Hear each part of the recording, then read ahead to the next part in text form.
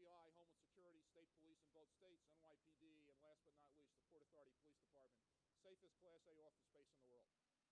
Condé Nast is the building's anchor tenant and is set to occupy nearly 1.2 million square feet of space between the 20th and 44th floors. Overall, the $3.9 billion skyscraper is a little over 58% leased.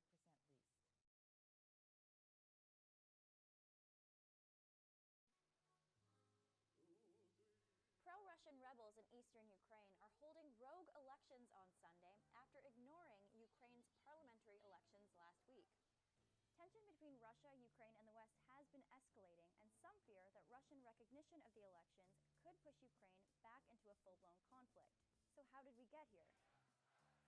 When Russia annexed Crimea in March, unrest by pro-Russian groups grew in Ukraine's east.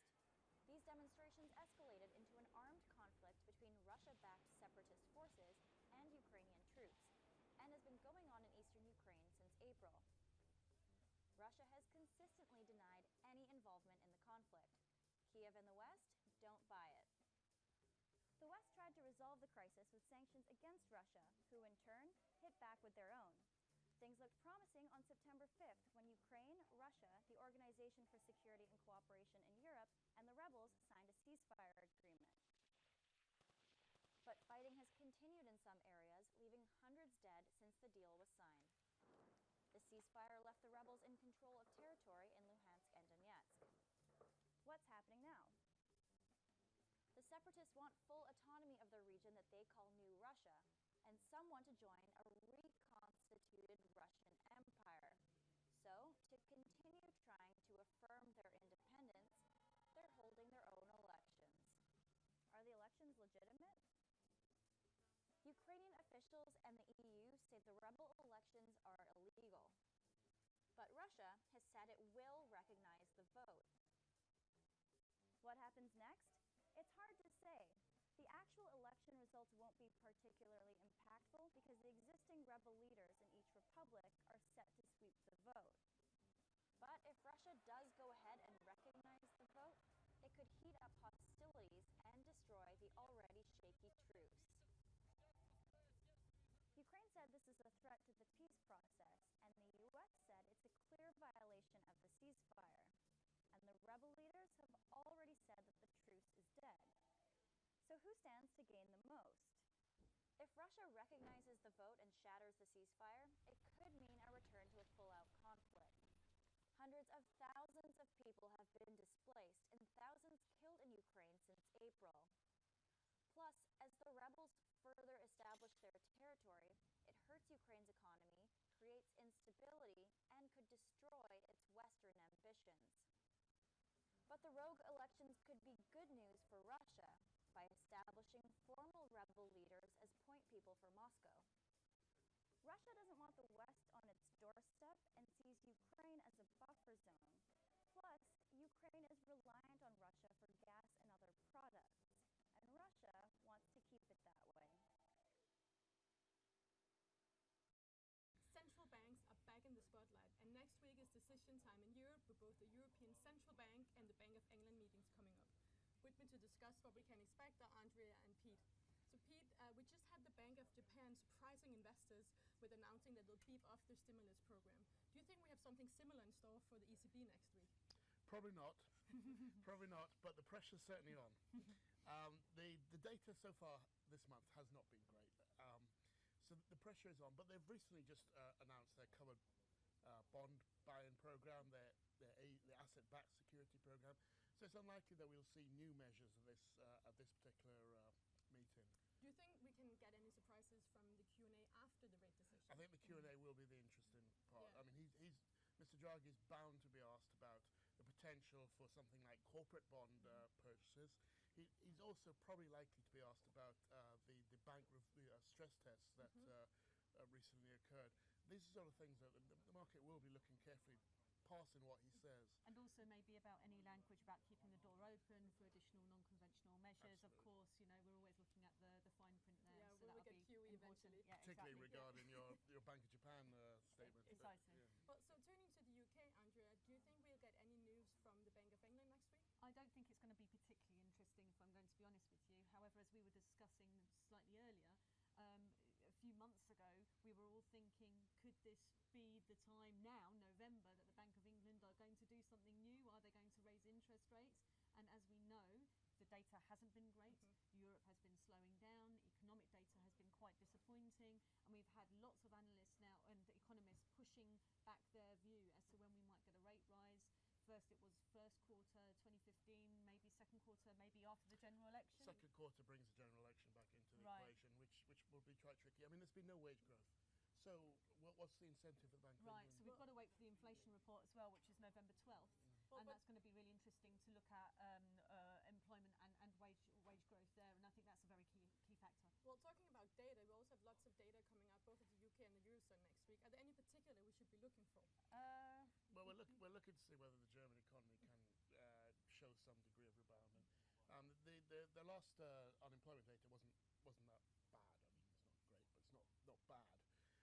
But their industrial orders figures have been poor, so we're looking for some sort of rebound there. Okay, so more news on Germany. And finally, it's time for the US non-farm payrolls again. What number are we expecting this time? I don't think this is going to be the highlight of the week. It's all going to be a think about ECB, but this is always something that markets generally tend to look for. Last time we had non-farm payrolls at 248k, median predictions are 218k. Again, we're looking at job growth accelerating rapidly, but wage growth not so much. Okay, great. Thank you so much, Pete and Andrea.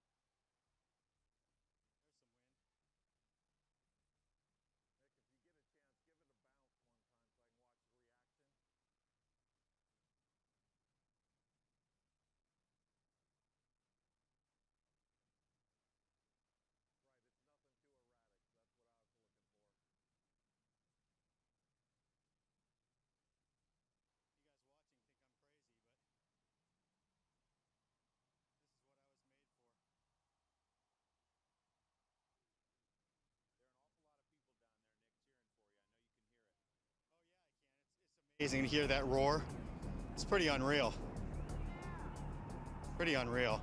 What an incredibly beautiful city at night Chicago is. Absolutely beautiful. You know, I live in the beautiful city of Sarasota, Florida, and train at an amazing park named Nathan Benderson Park, and I'm so blessed to live there, and for all of Sarasota supporting me.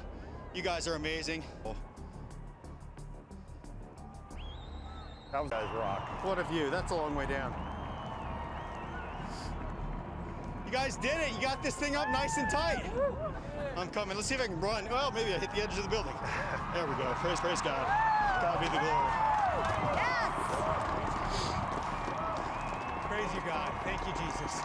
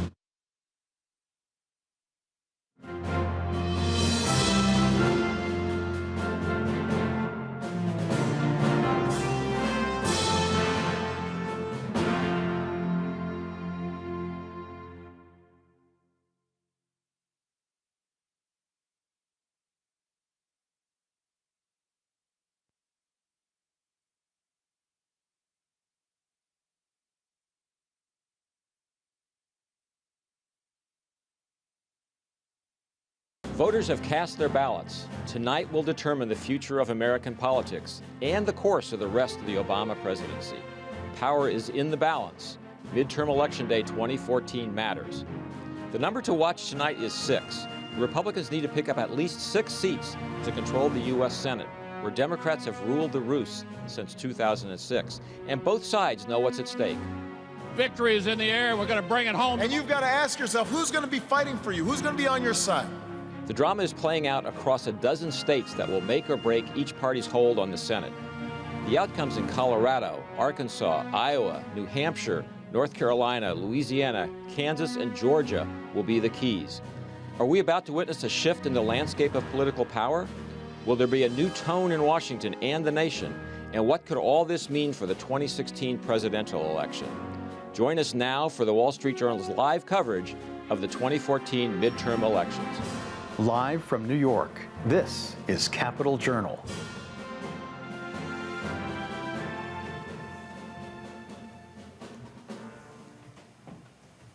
Good evening, I'm Jerry Seib. And I'm Sara Murray. So tonight we already know Senate Minority Leader Mitch McConnell of Kentucky has held on to that seat that he needed to win by beating Allison Lundergan Grimes. Mr. McConnell, he wins a 6th term. That brings him closer to his goal of becoming the next majority leader of the Senate.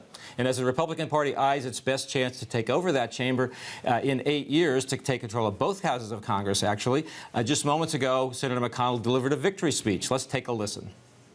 Are you having a good time?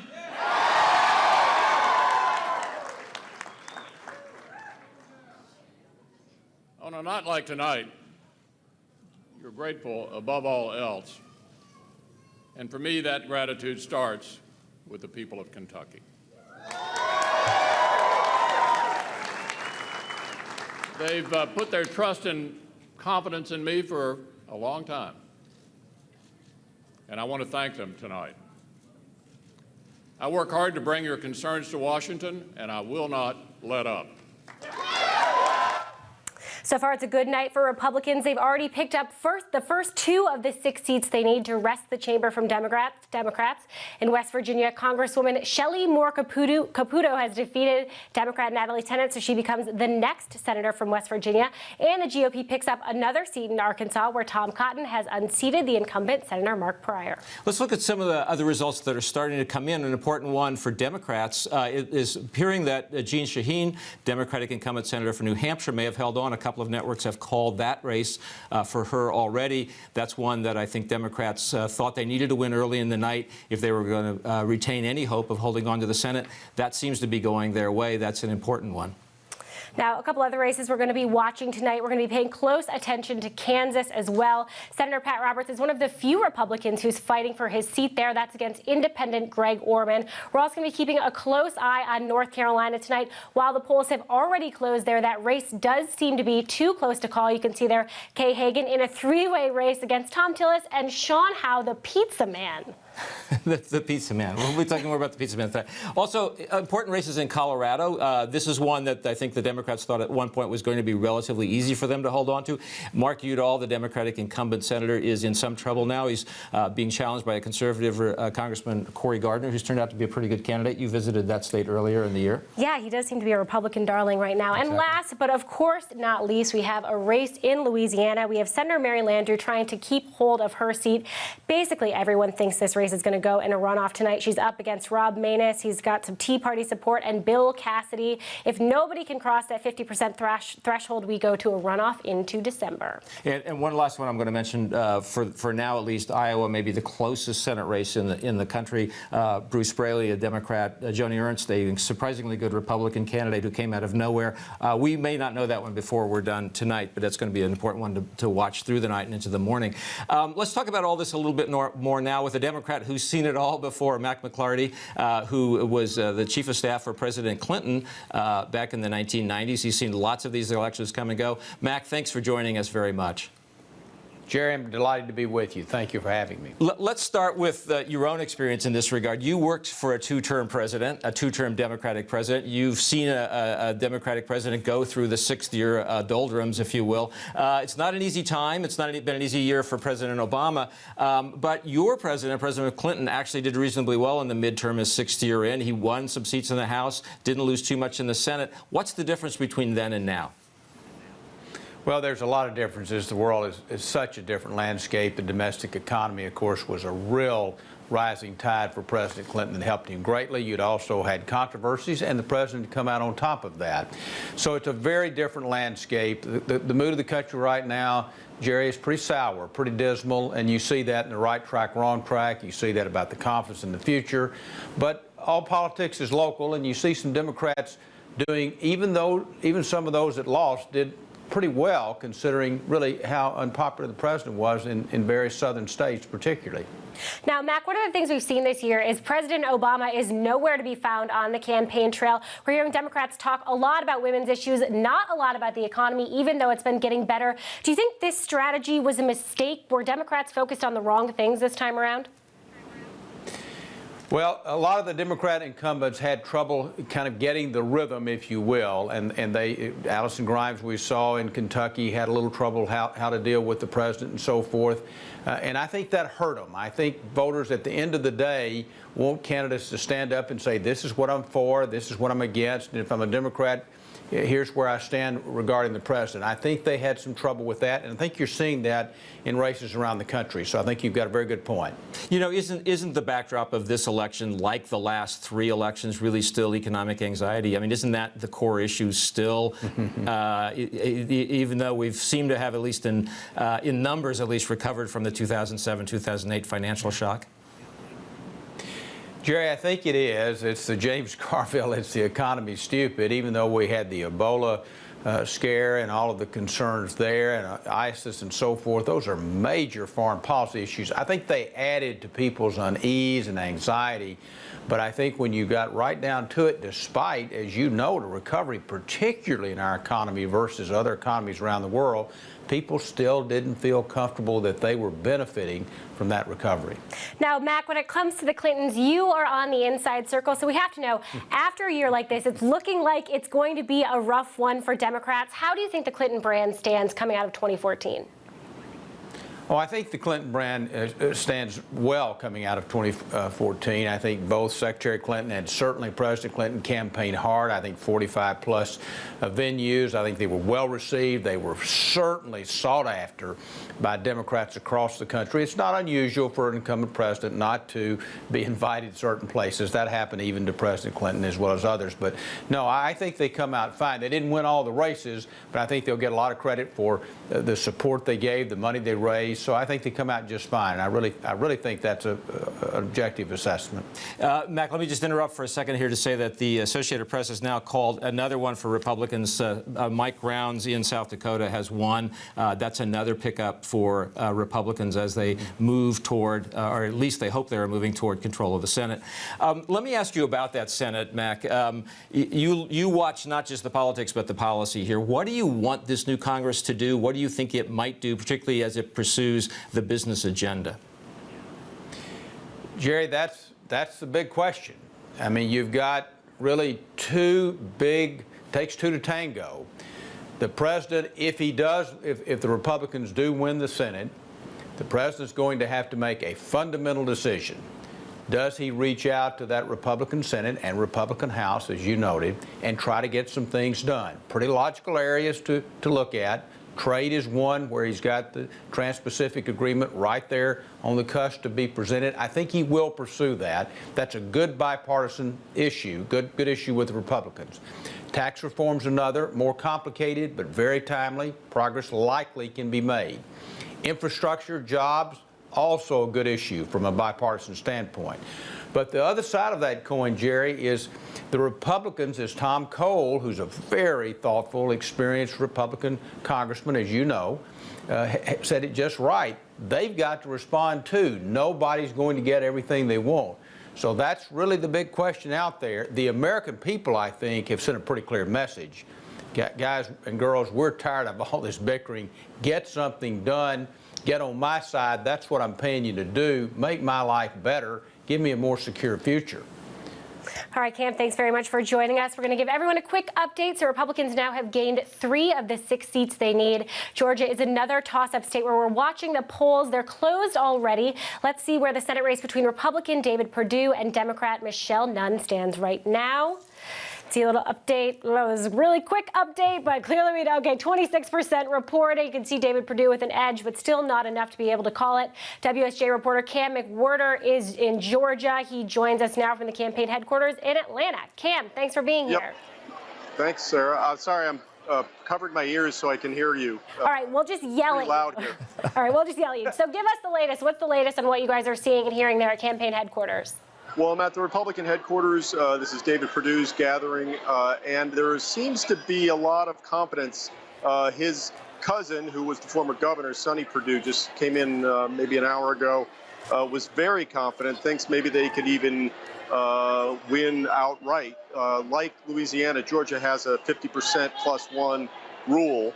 So if you don't win if a candidate doesn't win that, then there's an automatic runoff. That automatic runoff in Georgia wouldn't be until January, early January. So that's something both parties have been trying to avoid.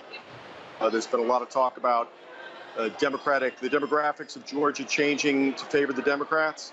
But Republicans feel pretty confident that they have at least this round forestalled any Democratic victory. Cam, I'm curious what happened in the last couple of weeks in that race. You know, there was this feeling that Michelle Nunn had reached even with David Perdue, had pulled slightly ahead, and in the last 2 weeks, at least in the public polling, that seemed to slip away. Was this just voters returning to form in Georgia, or did something else happen in the race? That's a great question. I think that, he was getting beat up over his remarks regarding outsourcing even until recently. And the Democrats had made great hay that, he had made remarks that when he was the CEO, he had done a lot of outsourcing. Then he later defended that. That was being presented by Democrats as an attack on working class Americans. So he seemed to be on the ropes. We're not really sure, but I think, you're probably Republican voters.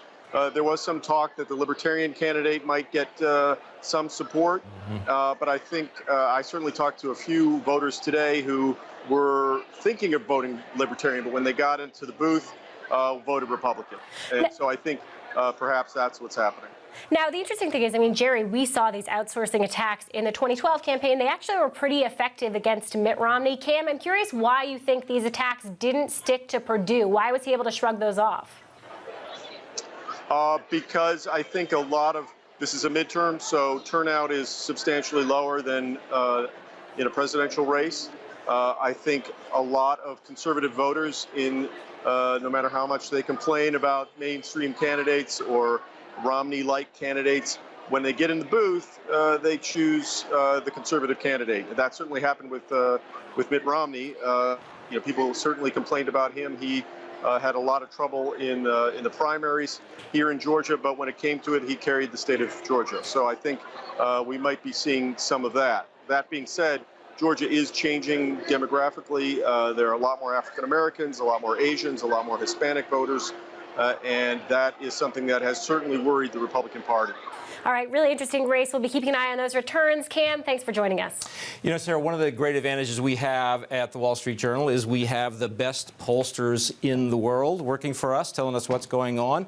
And guess what? Here they are. Bill McInturff. Hey, buddy. Peter Hart, Republican, Democrat. Here we are. So, midterm election.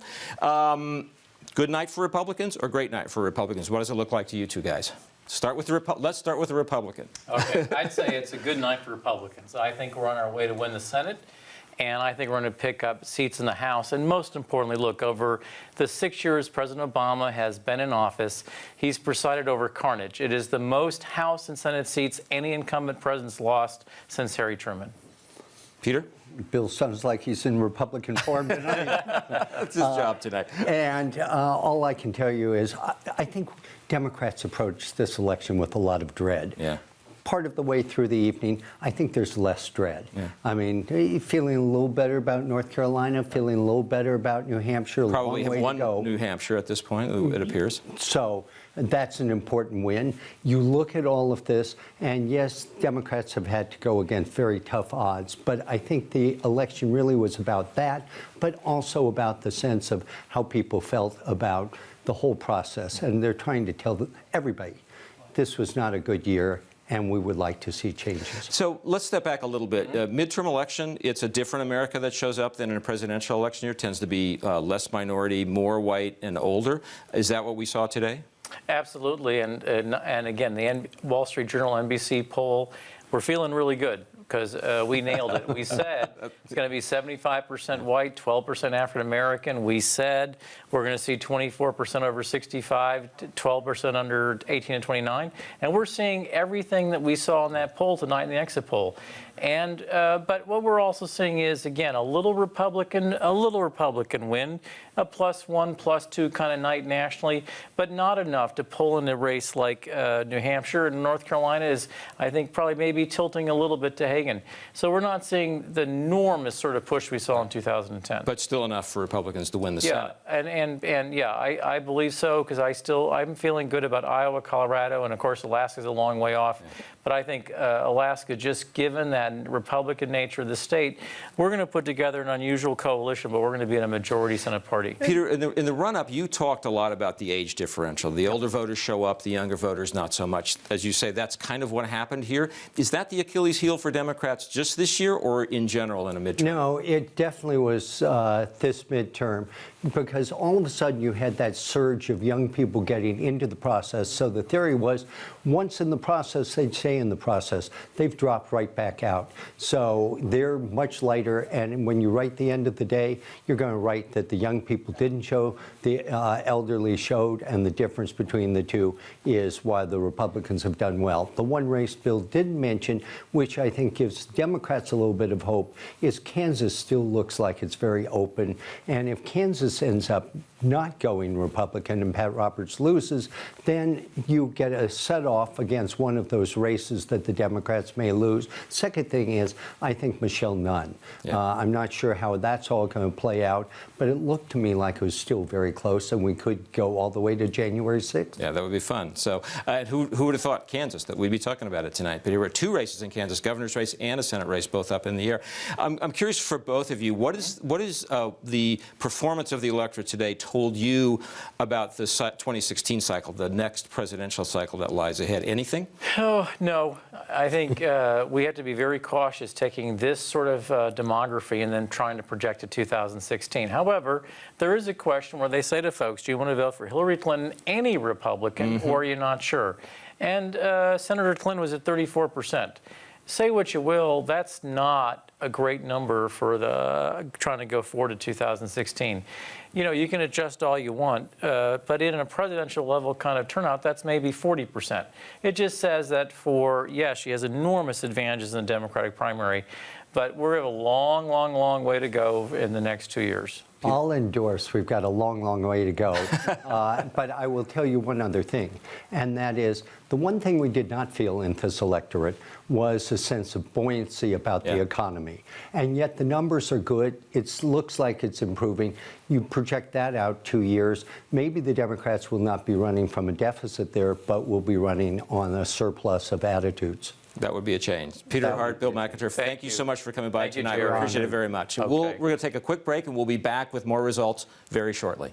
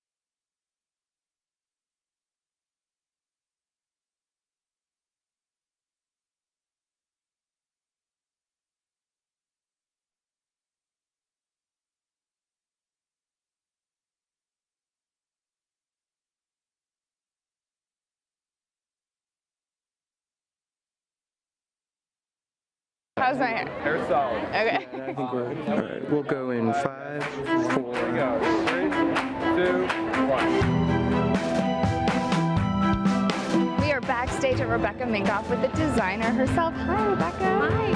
How does a song come to you?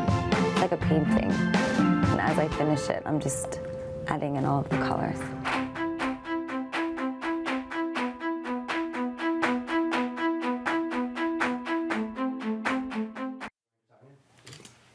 We're back, and we have a new result in Michigan. This is a good news result for Democrats. Not a surprising one, though. Michigan, the Senate race goes to the Democrat, Gary Peters, over the Republican, Terry Lynn Land. That was as expected, but it takes a race that once Democrats were a little worried about, moved into the safe category, and now it's been put away by the Democrats. All right, we all know that elections in general, but midterm elections especially, are getting more social than ever. That's according to a new study from the Pew Research Center. With a look at some of the ways voters are discussing these elections on social media, we're joined by WSJ anchor Tanya Rivero. Thanks, guys. Lots of interesting metrics coming out of social media tonight. Let's start with a look at Facebook and this nifty voter map, which tells us close to 6.5 million people and counting are sharing that they voted. It's all part of Facebook's initiative to get people to the polls, inspired by a 2010 study in the science journal Nature showing people are more likely to vote when their friends do it. Now, the shaded areas show where the most people have shared their voting, and those bursts show the sharing activity that's happening right now. Now, we can tell that the voters or the people on Facebook are skewing female, interestingly. Over at Twitter, it's the opposite. They are skewing male. Let's go over and take a look at what's happening on Twitter. They have this nifty map, which you can click on each of the states and get more information per state. Now, again, it is skewing male, and there's a big turnout from the 35 to 54 age group, but even a lot of voters over 55 are on Twitter right now. Some really interesting stuff on Twitter. We have some fun celebrity selfies we want to show you. We've got Mandy Moore, of course. In a second, we've got Zach Braff. Bring that one up. And we also have Leonard Nimoy's iconic hand. That's a personal favorite. Then over on Instagram, we've got some fun pictures we want to show you as well. If we can bring those up. You got the Instagram pictures, guys? All right, well, we will bring those up for you in just a second. You, of course, can join in hashtag WSJ Politics. Sarah and Jerry, back to you. All right, great. We want to give you one quick update. It looks like the Associated Press has called New Hampshire for Jeanne Shaheen.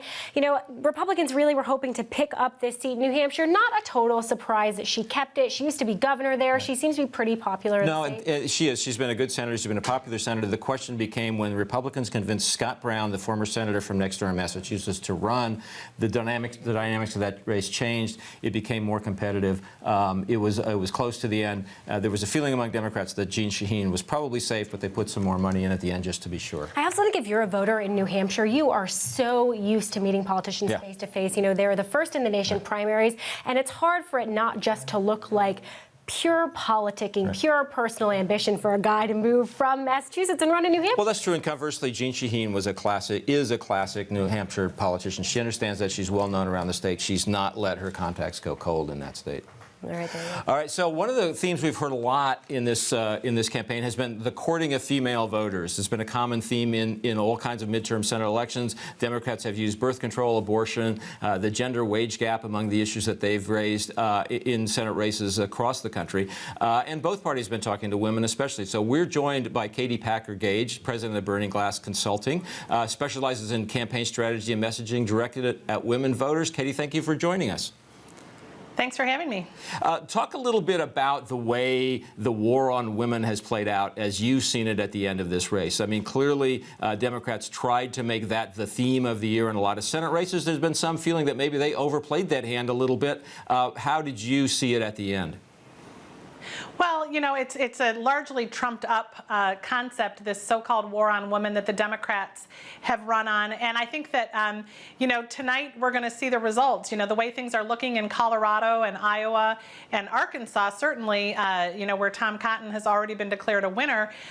Those are all places where the Democrats went all in on this so-called war on women and really invested a lot of time and energy in messaging that was totally dedicated to reproductive issues and talking to women as if all they were is just a set of reproductive organs. And I think women have pushed back on that, and interestingly, men have pushed back on it too. And especially, I think we'll see in a state like Colorado, where Senator Mark Udall has, picked up the nickname Senator Uterus for only talking about that one issue.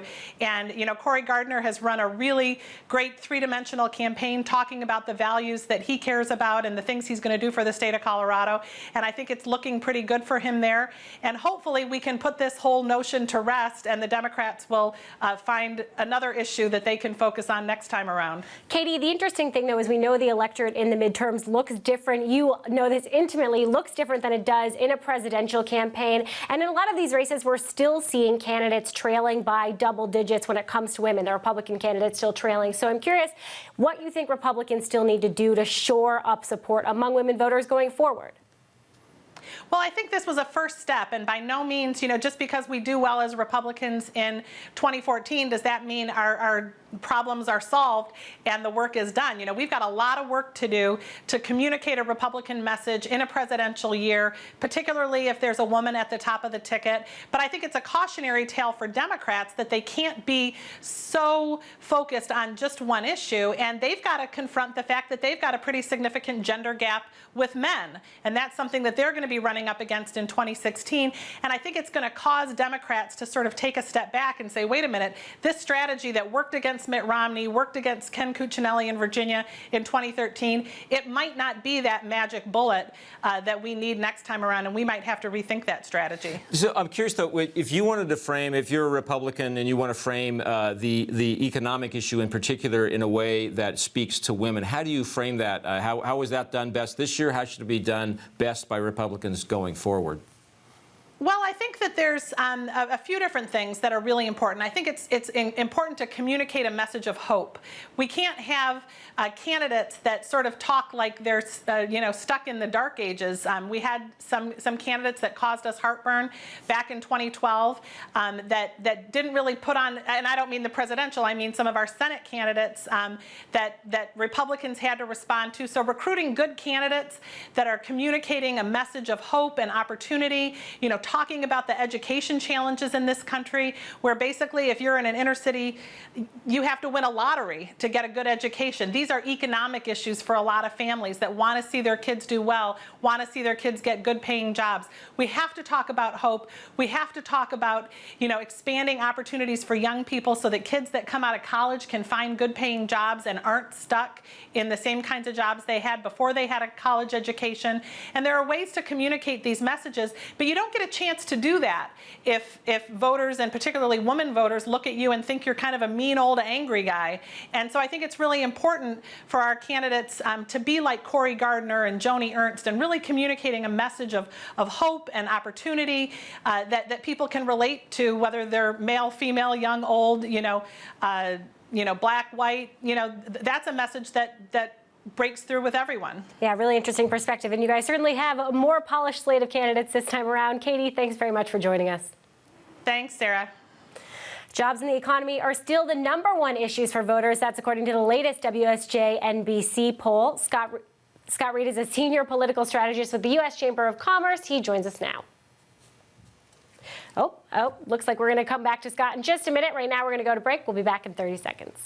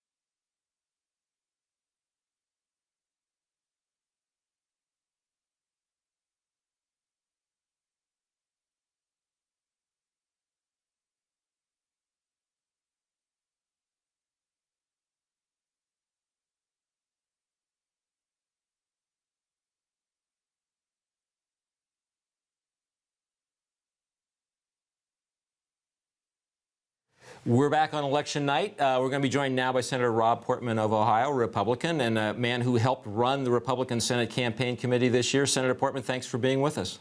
Hey, Jerry, thanks for having me on. So you're going to be in the majority when we wake up tomorrow or sometime soon thereafter?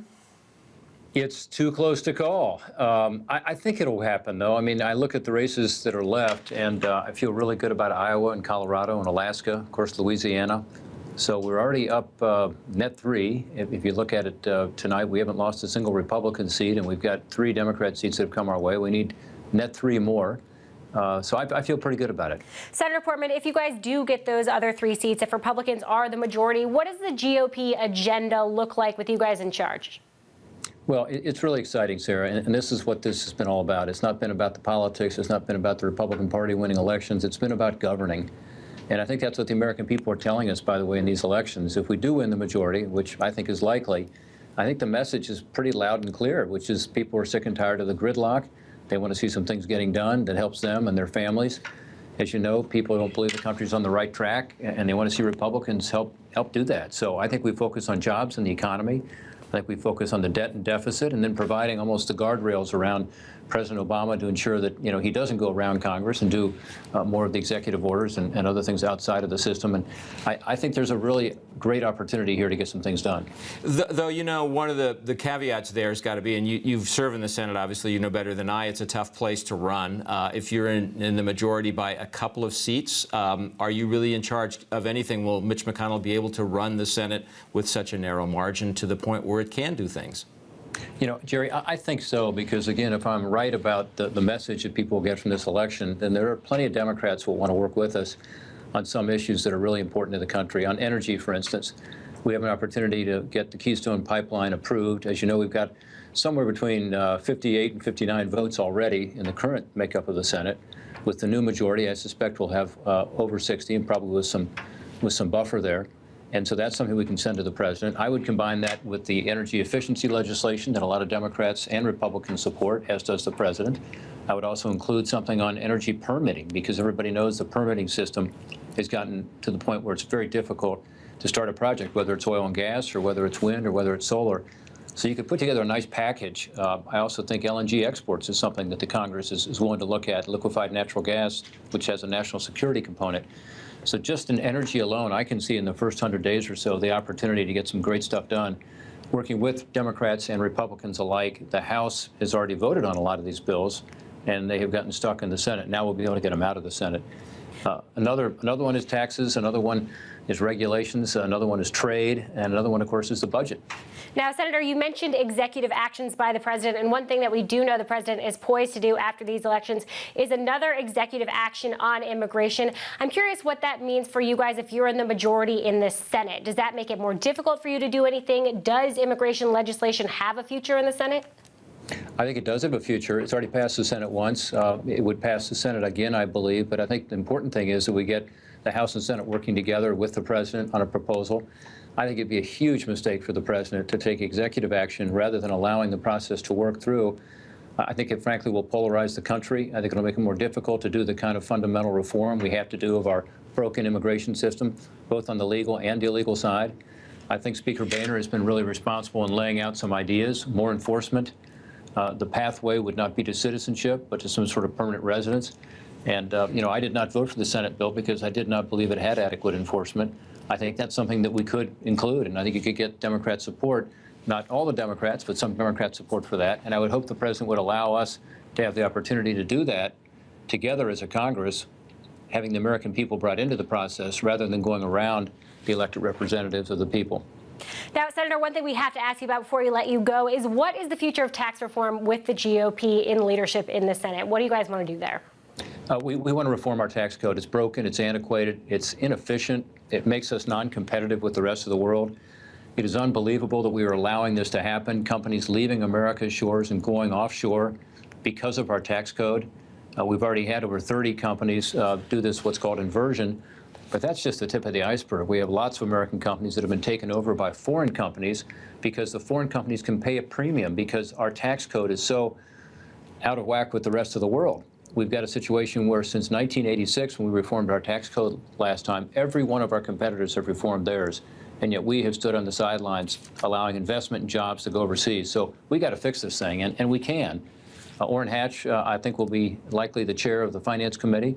Ron Wyden, who is the Democrat chair now, I think would also be very interested in tax reform. He's been a leader on that issue. And I know how the House Republicans feel about it. You know, Paul Ryan talks about it a lot. Dave Camp, of course, has a proposal out there. So I think there's a great opportunity here. I'd like to do comprehensive tax reform. That's what makes the most sense. But we have to urgently address this issue on the business side so that American workers, once again, can be able to compete. And by the way, the number one beneficiary, if we do it, is going to be American workers and their salaries and their benefits. That's what all the economic studies show. This is also about rising wages, which should be one of our priorities as Republicans. All right, Senator, you guys have 3 of the seats you need. We'll see if you get the other 3. Thanks very much for joining us. All right, Jerry Seib has famously called this the policy-free campaign. We're going to have to see if Bill Galston agrees. He is joining us from the Brookings Institution now in Washington, D.C. Bill, thanks very much for being here. My pleasure. So what do you think? Has this really been a policy-free 2014 campaign season? Well, there hasn't been a lot of policy discussion, but I do think the consequences of this election will have policy consequences, not just electoral consequences. You just heard Senator Portman. If the Republicans do get a majority in the Senate, I think they have an agenda. I was listening very carefully to what Senator Portman had to say about tax reform, and he said he'd like to do comprehensive, but then he pivoted very, very quickly to the business side. And if you look at the business side proposals of Dave Camp, Ron Wyden, and President Obama in his most recent budget, there's a lot of overlap there. So I wouldn't be surprised to see something move there. And it would be great if we could get to yes on immigration very quickly as a legislative matter. But I think the Republicans will be on notice that if they don't send a very, very clear signal on immigration within a couple of weeks, then I think the president is going to take the matter out of their hands. You know, Bill, one of the things we learned from public polling this year, we learned again in the exit polls today, is that this is an unhappy electorate. It's an economically anxious electorate, and it's an electorate that thinks the economy is kind of fixed against them.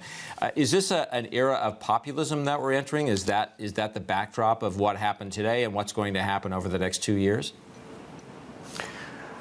Well, the American people, understandably, are extremely unhappy about the economy because it's not working for them. And they think that it's not working for them in part because the political parties are not working for them. The political parties are working for themselves. They're bickering. They're stuck in gridlock. They're not getting the people's business done. And so if you look at the NBC Wall Street Journal surveys, very close to the top of the list of public desires and influences on the people's vote is the desire to end gridlock and get the government working again so that the economy can work again. That, it seems to me, is a very, very clear message. This election is not quite a plague on both your houses, but it is an expression of deep discontent, if you look at the exit polls, with the performance of both political parties. You know, Bill, you and I both sort of entered this scene following on a guy named John Anderson, who was a third-party candidate way back in 1980. You know, you look at the dissatisfaction with the two-party system, and you wonder when you see somebody like Greg Orman in Kansas have a serious run at a Senate seat as an independent, are we on the verge of that kind of a national mood that would produce a third party or an alternate way? The third party option always scores pretty well with the American people, and especially in times like this. Having said that, I think that structurally the decks are so stacked against a third party that it's more likely that one of the two established parties will figure out how to exploit this public mood for electoral advantage. I think it would be against the grain of American history, unless a third party arises so powerfully that it replaces one of the two existing parties, which last happened, of course, in the 1840s and 1850s. All right, Bill, really interesting take. We're going to leave it there. Thanks very much for joining us. Jobs and the economy are still the #1 issue for voters. That's according to the latest WSJ-NBC poll. Now we do have Scott Reed, senior political strategist with the U.S. Chamber of Commerce, joining us now. Scott, thanks very much for being here. Good evening. Thank you for having me. Now, you guys have been really involved early on at the Chamber of Commerce in a lot of these races. When you look at the issues that really resonated, what stands out to you? Well, the Chamber of Commerce made a strategic decision about 1.5 years ago that candidates are going to really matter this cycle. So we decided to get involved in a number of primaries and special elections, reaching all the way back to Alabama 1 a year ago, to try to help find candidates that can win elections in the fall and are going to come to Washington and focus on governing. And the whole crowd that just wants to come here and shut everything down, we're against those folks. So we had a good run in the primaries. I think it allowed us to get to the point where we have a very high level of quality of candidates. You're seeing that tonight in the early returns. McConnell coming in early, Rounds, Capito, Cotton, Tom Cotton. I mean, these are varsity level candidates that the networks all called very early that are going to do well. And we think it's a good night for the business community because it looks like the Republicans are on their way to taking over the Senate. And that'll be good for those men and women on Main Street that really care about economic growth and job creation.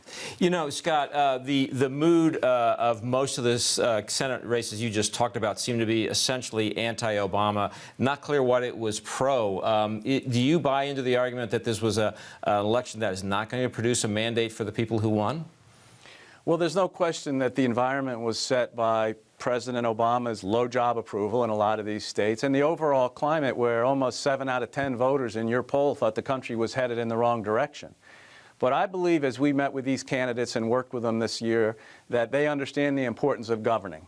And as you watch these campaigns, they talked about the need to look through the prism of economic growth on everything that's done domestically, talk about trade agreements, yes, talk about meaningful immigration reform. That's what the business community wants, some stability, economic growth, having a balanced budget, getting the Senate back to regular order, and by the way, passing some bills and sending them down to the White House and see if the president wants to sign them or not. So I'm upbeat. I watched these campaigns very closely, and I was impressed where people were running on an agenda. And I think Speaker Boehner and Leader McConnell, if he makes it tonight, will be focused on a governing agenda.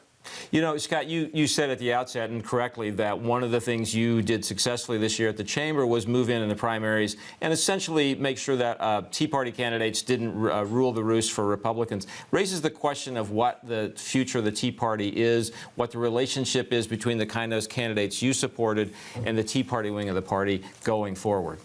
Well, what we tried to do when we went into these races, we were never really against the Tea Party. We were against a handful of candidates that were marginalized and in a way had been hijacked by some folks. But the Tea Party believes in economic growth, balanced budgets, infrastructure spending, reducing the size and scope of government. I mean, that sounds like the Chamber of Commerce on Main Street. So we never made it an us versus them. We just went in and tried to nominate the best candidates that could win in the fall. And if you look at the last 4 weeks of this campaign, it was pretty much gaffe-free in most of the targeted House and Senate races, which is a compliment to the caliber of the men and women that are running that want to come to Washington and try to govern. Scott, one thing I want to ask you about is this is the most expensive midterm election in history. Obviously, the Chamber of Commerce put a lot of money into this. This was helped along by the Supreme Court ruling that really sort of paved the way for more outside funds in a race like this. How much do you think that has changed the shape of the election in 2014? Well, there's no question the Citizens United rule changed the way politics are run. And unfortunately, it's lessened the impact of the parties, and it's given a rise to outside groups. Look at what happened in North Carolina. $100 million was spent down there, over $100 million in a Senate race. That's an unprecedented amount. Over 70 of it was spent against Tom Tillis.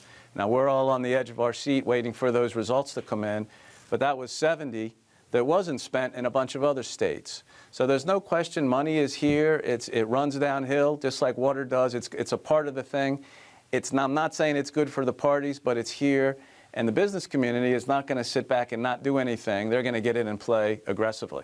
Scott, you've had a good night. Congratulations. Hope we can stay in touch.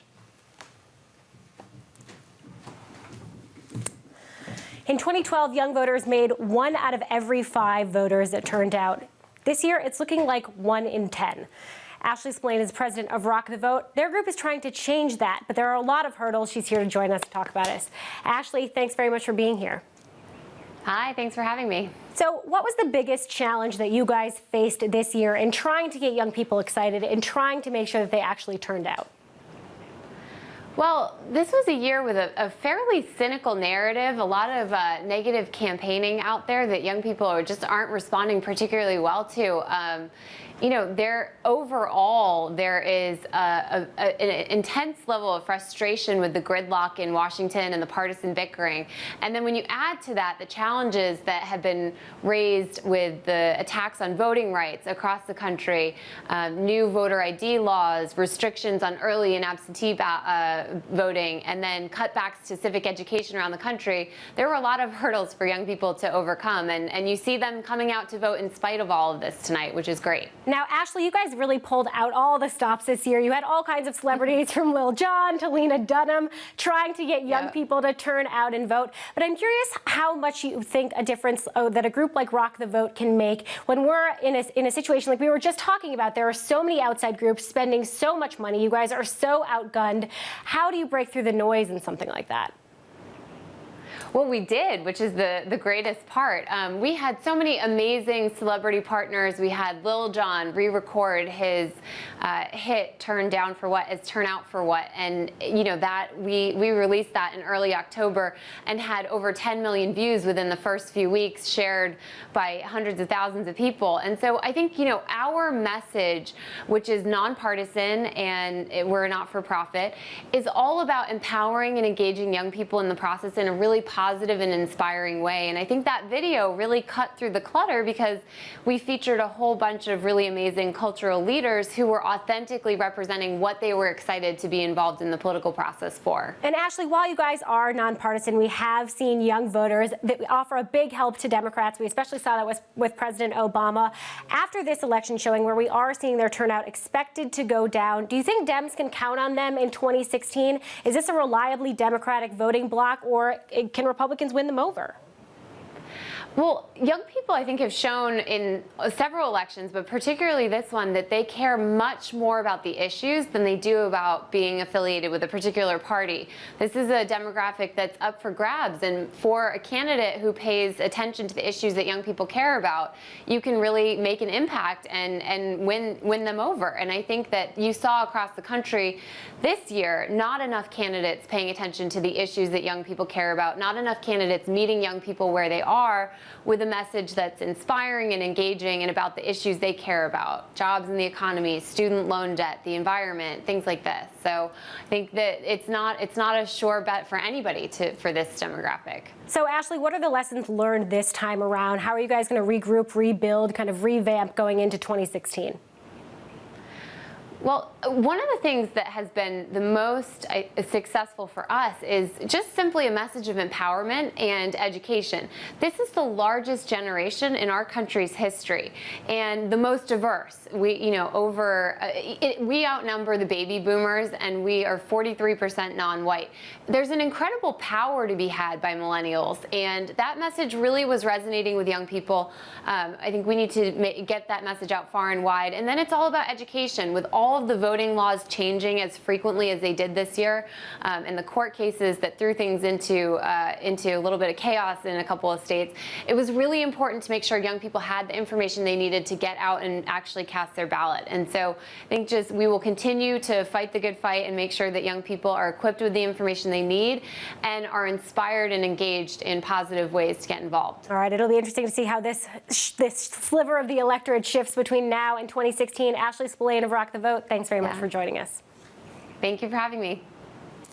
And we have an update from one of the other states we've been watching. Multiple networks are now projecting that the Louisiana Senate race will go to a runoff. That's not a surprise. This will be a runoff between Democrat Mary Landrieu, the Democratic incumbent, and Congressman Bill Cassidy, the main Republican challenger. There was a third candidate, Rob Maness, in that race. He's apparently gotten enough of the vote that neither of the two main candidates got over 50%. That sends the Louisiana Senate race into a December runoff.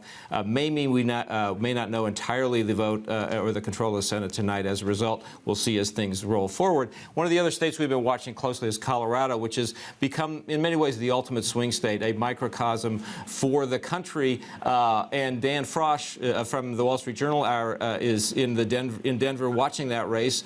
Dan, you've got a close race, an interesting one. Mark Udall, Democratic incumbent, seriously challenged by Congressman Cory Gardner. How does it look on the ground tonight?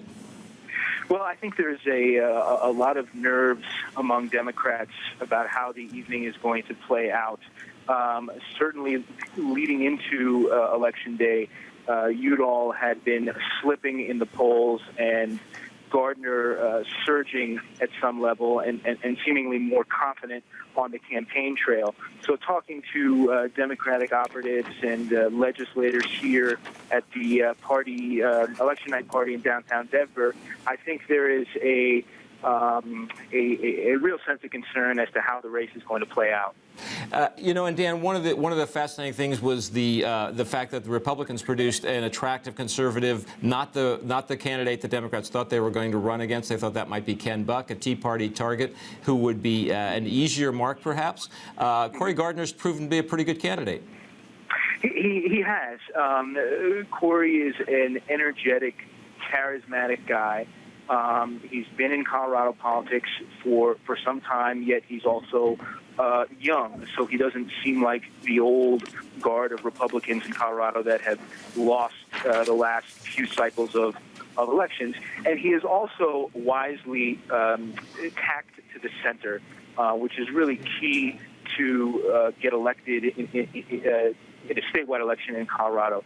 And he's done that successfully, so he's been able to kind of shed the conservative, rural image that he had leading into this election, and cast himself as a centrist of sorts, and that has, at least so far, appealed to a lot of Coloradans.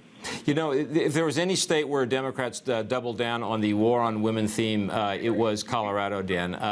There was some concern among Democrats nationally that maybe they overplayed their hand on that theme. Any early evidence tonight about how well that worked? Well, I think certainly if Gardner wins, the narrative coming out of this will be that the war on women campaign totally backfired and ultimately blew up in Udall's face. Speaking to voters in and around Colorado, there is some fatigue and exhaustion with the endless slew of ads that you see on television here with regards to Cory Gardner's past positions on abortion-related legislation. Now, certainly, if Udall wins, then that narrative won't make much sense. And Democrats have, in the past, successfully used abortion as a way of pointing out the differences between their candidate and their opponent's candidates in Colorado. But so far, it looks like that may have been a misstep this time around. And Dan, a bit of news that might reinforce that notion. Fox News, at least, is calling this race for Cory Gardner, saying that Mark Udall, the Democratic incumbent, will be defeated. That's not definitive yet, but a pretty good leading indication of the trend that you've been talking about. Right. Not a huge surprise. Certainly a disappointment for Democrats. I think there was at least a hope that the night would go on and that it would be close. But obviously, early indications are that this race is perhaps over. Dan Frosch in Denver, thanks very much for being with us. Appreciate your time tonight. We're going to take a quick break. We'll be back with more results and more analysis in just a few seconds.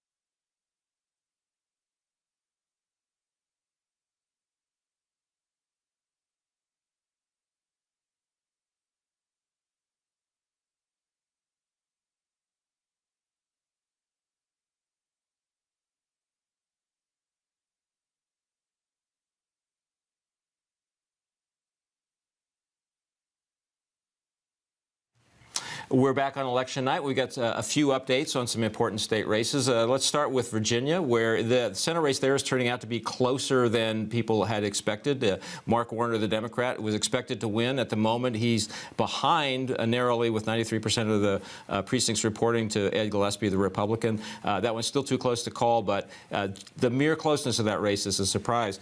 We've also got an update in Georgia, another important race we've been watching. David Perdue's got a fairly large lead, the Republican larger than expected over Michelle Nunn. The key question there is, can David Perdue get above 50% and prevent a runoff? Only 51% reporting, so it's hard to know for sure, but again, a larger lead than people had expected. And finally, in North Carolina, which figures to be a close race, and it is shaping up as that with 67% of the precincts in, Republican Tom Tillis slightly ahead of Democratic incumbent Kay Hagan. That one is probably going to go right down to the wire, Sarah.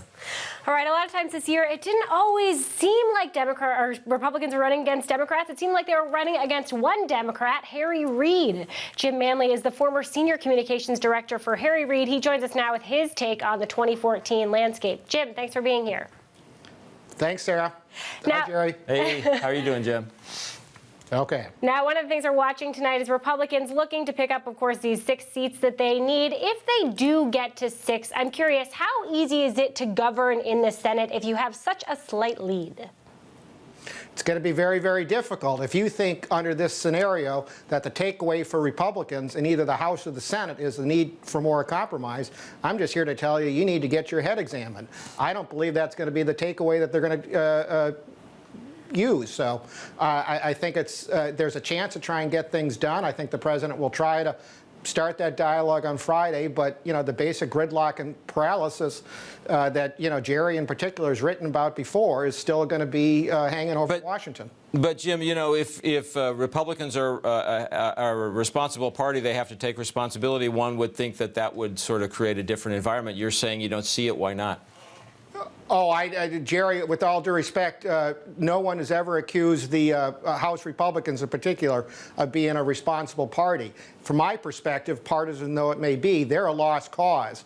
It's very difficult to imagine they're going to send anything over to the Senate that the Senate's going to be able to negotiate and compromise. But you are correct. Senator McConnell in particular has got a handful of members up in 2016 that I assume are going to try and put some points on the board when it comes to legislation. And they're going to be pressing their colleagues to try and reach some sort of accommodation. But on the other hand, he's going to have at least 3 senators, Cruz, Rubio, and Rand Paul, none of which who have a particular reverence for the Senate, and none of which I would suggest really particular care of what their colleagues have to go through as they try to use the Senate floor to try and advance their own partisan agenda. Well, but Jim, I would guess that there's a similar problem in your party, which is to say that a lot of people on the Democratic side of the aisle in the Senate are not going to be particularly incentivized to help Republicans show that they're a party that can govern as opposed to just oppose. So there's going to be friction on both sides, right? Well, there are, but if they play their cards right, I can identify at least a handful of issues where they're going to be able to put, pick up some Democratic votes, especially when it relates to the repeal of the tax on the medical devices and/or the repeal of Keystone. If they play their cards right, there's enough Democrats there to try and to get the bill out of the Senate. Whether it survives a presidential veto, remains to be seen. Again, there's a nucleus there in the Senate that is going to want to try and get things done. But as I said, I think that all of the power within the Republican caucus comes from the conservatives, if you take Ted Cruz at his word, he's going to push to the extent he can for as much confrontation as he can with the Democrats and with the president. All right, Jim, I'm going to interrupt you for 1 quick second for a race update. We have a call in the Minnesota Senate race. Al Franken winning re-election there against Republican Mike McFadden. Not a big surprise to see Democrats hold on to that seat. I'm curious, in terms of the landscape for the rest of the night, Jim, which seats, I mean, obviously you guys want to hold on to all of them, but which seats do you guys really want to hold on to? Do you think you can really keep out of the Republicans' grip? Well, that's difficult to say, Sarah. Jerry's written very well in the past about how Colorado is such a fascinating state. In many respects, it reflects the broad diversity, of this country. So it'll be interesting to see how Udall does. And then, of course, Senator Begich in Alaska, he's expressed repeated confidence that he's going to win, but we'll have to wait and see. So, but I'm just, I've gotten out of my fetal position on the couch this afternoon to try and come into the studio and try and give it my best shot is what I'm trying to say. We appreciate that. Jim, thanks very much. You did it admirably well. Thank you and congratulations. Thank you very much. So we're joined on the set by somebody from the opposite party, an old friend, Ed Rollins, senior Republican strategist. Ed, you probably couldn't hear all the conversation with Jim Manley right now, but we're talking about, among other states, 4 states that are going to be battleground presidential states this year. And there's kind of mixed verdict coming in. New Hampshire, North Carolina, Colorado, and Iowa. Those are genuine battleground states. They're all up in the air. And Senate races tonight, New Hampshire's gone to the Democrats. Colorado seems to have gone to the Republicans. The others are too close to call. What does that tell you about the national climate and the state of the two parties in the 2016 presidential battleground states? Well, I've been doing this for 50 years. 30 years ago, this week, I ran Reagan's campaign before any of you were born. I was there. Come on now. Particularly Sarah, on the other hand, was not. Sarah was a baby. I don't think this election has a whole lot to do with the next election, other than it gives us an opportunity as a combined party to set a national agenda in the House and the Senate. And I think, and I have great respect for Mr. Manley, who I've been on the opposite sides for many, many years. But the difference here is that anything's passed in the House, which lots of things will be in the House. I expect to add 5 or 10 more seats tonight. We'll have a pretty good agenda to move forward to the Senate. It will at least get a hearing, and certainly if it passes in the Senate, it'll get a conference. Do we have the 60 votes to get budget bills and all this kind of stuff? No, but we can at least basically be in the game and not have everything locked up by the majority leader as it's been the last couple of years. You worked for a two-term president, yes, Ronald Reagan, who hit a low spot in his 6th year, right, and then he recovered and finished strong. How do you do that, and how does Barack Obama do that? Well, he was an extraordinary president and had great, as you know, having covered him, he had extraordinary communication skills. We had a very bad spot with the Iran-Contra, and I wasn't sure. A lot of people weren't sure he was going to come back, but he did. There was obviously a lot of international stuff that he could do. Reagan always had an ability to do bipartisan stuff, too, and I think to a certain extent he was very popular still in the country. He left office as an extremely popular president. I think this president has basically sort of run his course, and I think to a certain extent he now has an approach that he can either take by executive orders, or he can basically make some compromises. He can sit down on some things and basically deal with the Republicans as a combined body and basically say, here's some things I want, here's some things I'm willing to give up to get. If he's not willing to do that, he's going to have 2 years of pure chaos, and that's not good for the country. Ed, one of the things we're talking about tonight is whether this is really a GOP wave or just people being frustrated by whoever is in power, being frustrated by the president, being frustrated with everyone. I think this is an opportunity election for us. It's not a mandate election. It's an opportunity election. We basically get the ball back again. We now have to run with the ball, and I think just as the president got the ball back, and after the election, this without any real agenda, he had 2 years to do something. He obviously didn't. So my sense is we now have the spotlight on us. It's not going to be locked up by Jim's boss. So I think to a certain extent, what is it we stand for? And can we, as a party, combined strength and with new chairman, move some different things forward. We'll have different spokespersons, we'll have different committee chairmen, we'll have some different agendas. And my sense is we're not going to be in an obstructionist party. We're going to basically be a party with an agenda. If we do that, convince the American public our agenda is the correct agenda. That allows a presidential candidate, whoever that may be, and we're going to have a dozen runnings, several tonight who have been on your screen, who may be candidates. We don't have a front runner, and we have a tough uphill battle. We still have those 8 swing states, a couple of them in play tonight, Iowa, Colorado, obviously Virginia, which we did very well in. My sense is those states will be more competitive, but you got to basically wait for the candidates. How do you run with the ball without overreaching, though? Because, I mean, that's one of the other races we've been looking at in Kansas tonight is the governor's race. We see Governor Sam Brownback, a Republican, in a tough spot. It seems like he pushed the Republican agenda too far, thought he had more of a mandate than he did. I mean, obviously, we're waiting for those results, but how do you hit the middle on that? Well, you have to understand. I mean, first of all, you have to understand where your constituency is, and I think to a certain extent, Kansas is a very unique state. It's traditionally been our state, meaning Republicans. It's changed, it's altered.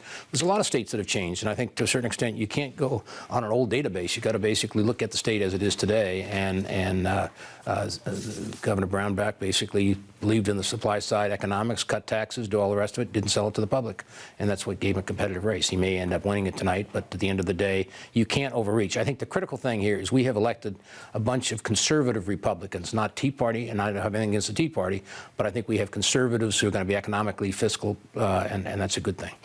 Just a brief interruption here, not a surprise here, but Montana has been called for the Republican Congressman Steve Daines, so another pickup as the Republicans move toward that 6th that they need to take control of the Senate. Let me ask you about the House. You know, John Boehner has a tough job as the Speaker of the House. I don't know if it gets easier or harder after they pick up, you know, 6, 8, 10 seats, whatever it is tonight.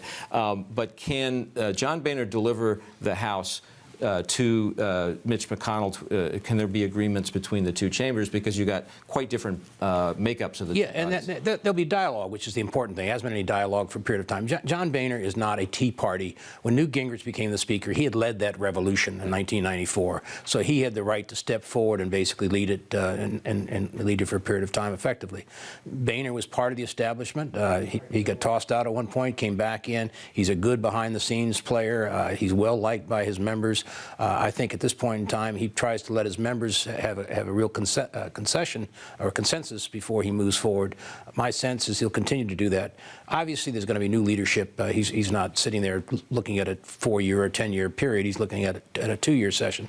And I think to a certain extent, he understands he's a good politician. He understands the consequences of it. So I think he'll listen to his membership. I don't know what the new chairmen are. I don't know who's going to take what role. If Paul Ryan becomes chairman of the Ways and Means Committee, does he want to do the tax reform, which I think... Well, then let me ask you about the other party. Do the Democrats become the party of obstruction now because they don't want Republicans putting points up on the board before 2016? Oh, I think there's very different agendas with both parties. I mean, one party basically believes in spending more money and raising more revenue from the rich and the well-to-do, and our party obviously wants to look carefully at programs, redevise some of them, reset priorities.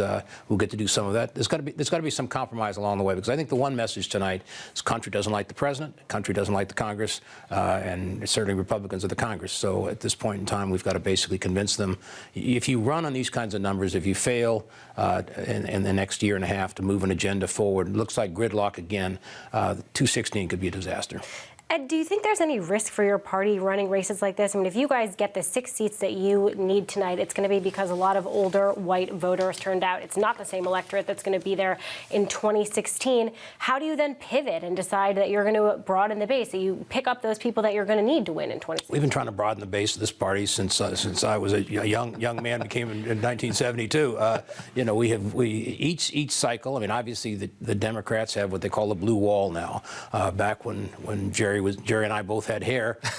It was a really long time ago. We had 40-plus states that were our red wall, as you might say. It changes. I mean, I think the same 8 states are going to be in play. Certainly, we have to reach out. If you're a minority party, which we both are, we need to have a game of addition. We need Hispanic voters, particularly in states like Texas and what have you. If we ever lose Texas, which is possible in the next decade or so, then the game's over. You just will not basically be able to get 230 or 270 electoral votes. Ed Rollins, thanks very much. Appreciate it. My pleasure. We'll do it in 2 more years. Okay. All right. Thanks. Thanks a lot. All right, well, in case you guys haven't been paying attention, women's issues all the rage this cycle. Marcy Stech is the Emily's List National Press Secretary. She joins us now with the latest on the 2014 landscape. Marcy, thanks very much for being here. Great to be here. Now, right now, we're looking at a lot of candidates who've run on women's issues are falling behind. I mean, the most notable of those is Senator Mark Udall in Colorado, who's trailing Cory Gardner right now. Why do you think this strategy isn't panning out for them?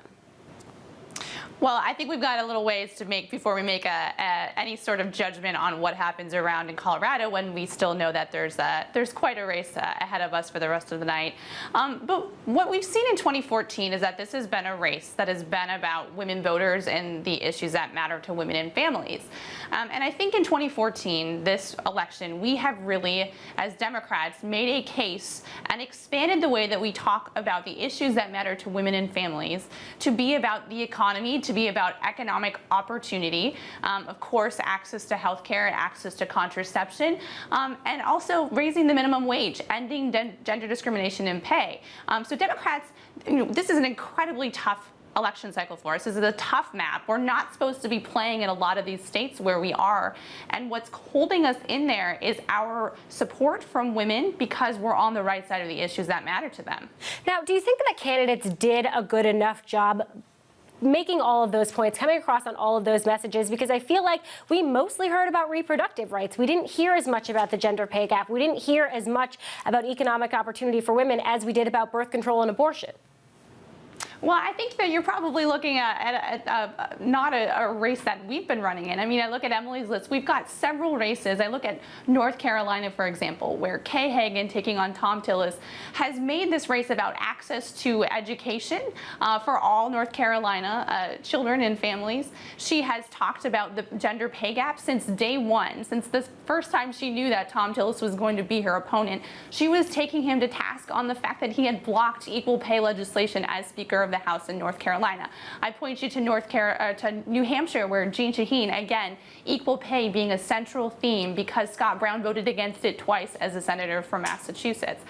So I really do believe, and I look at this across the map, coming into the closing days of this election, we saw that several Republicans were actually trying to use our message.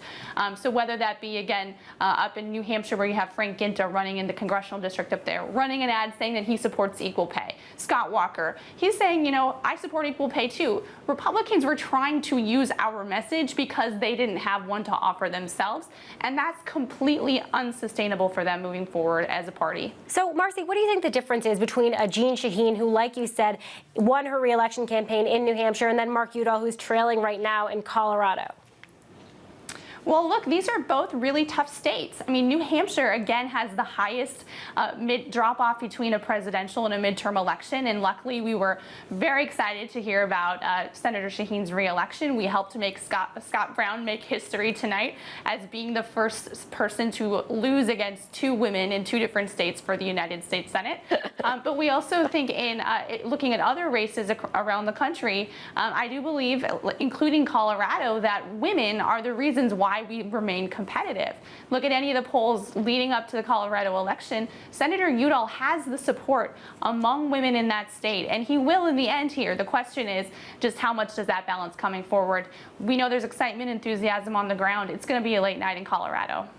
All right, Marcy, we're going to leave it there. Thanks very much for being here. All right, we're going to have more updates for you in just a couple of minutes. We'll be back in about 30 seconds.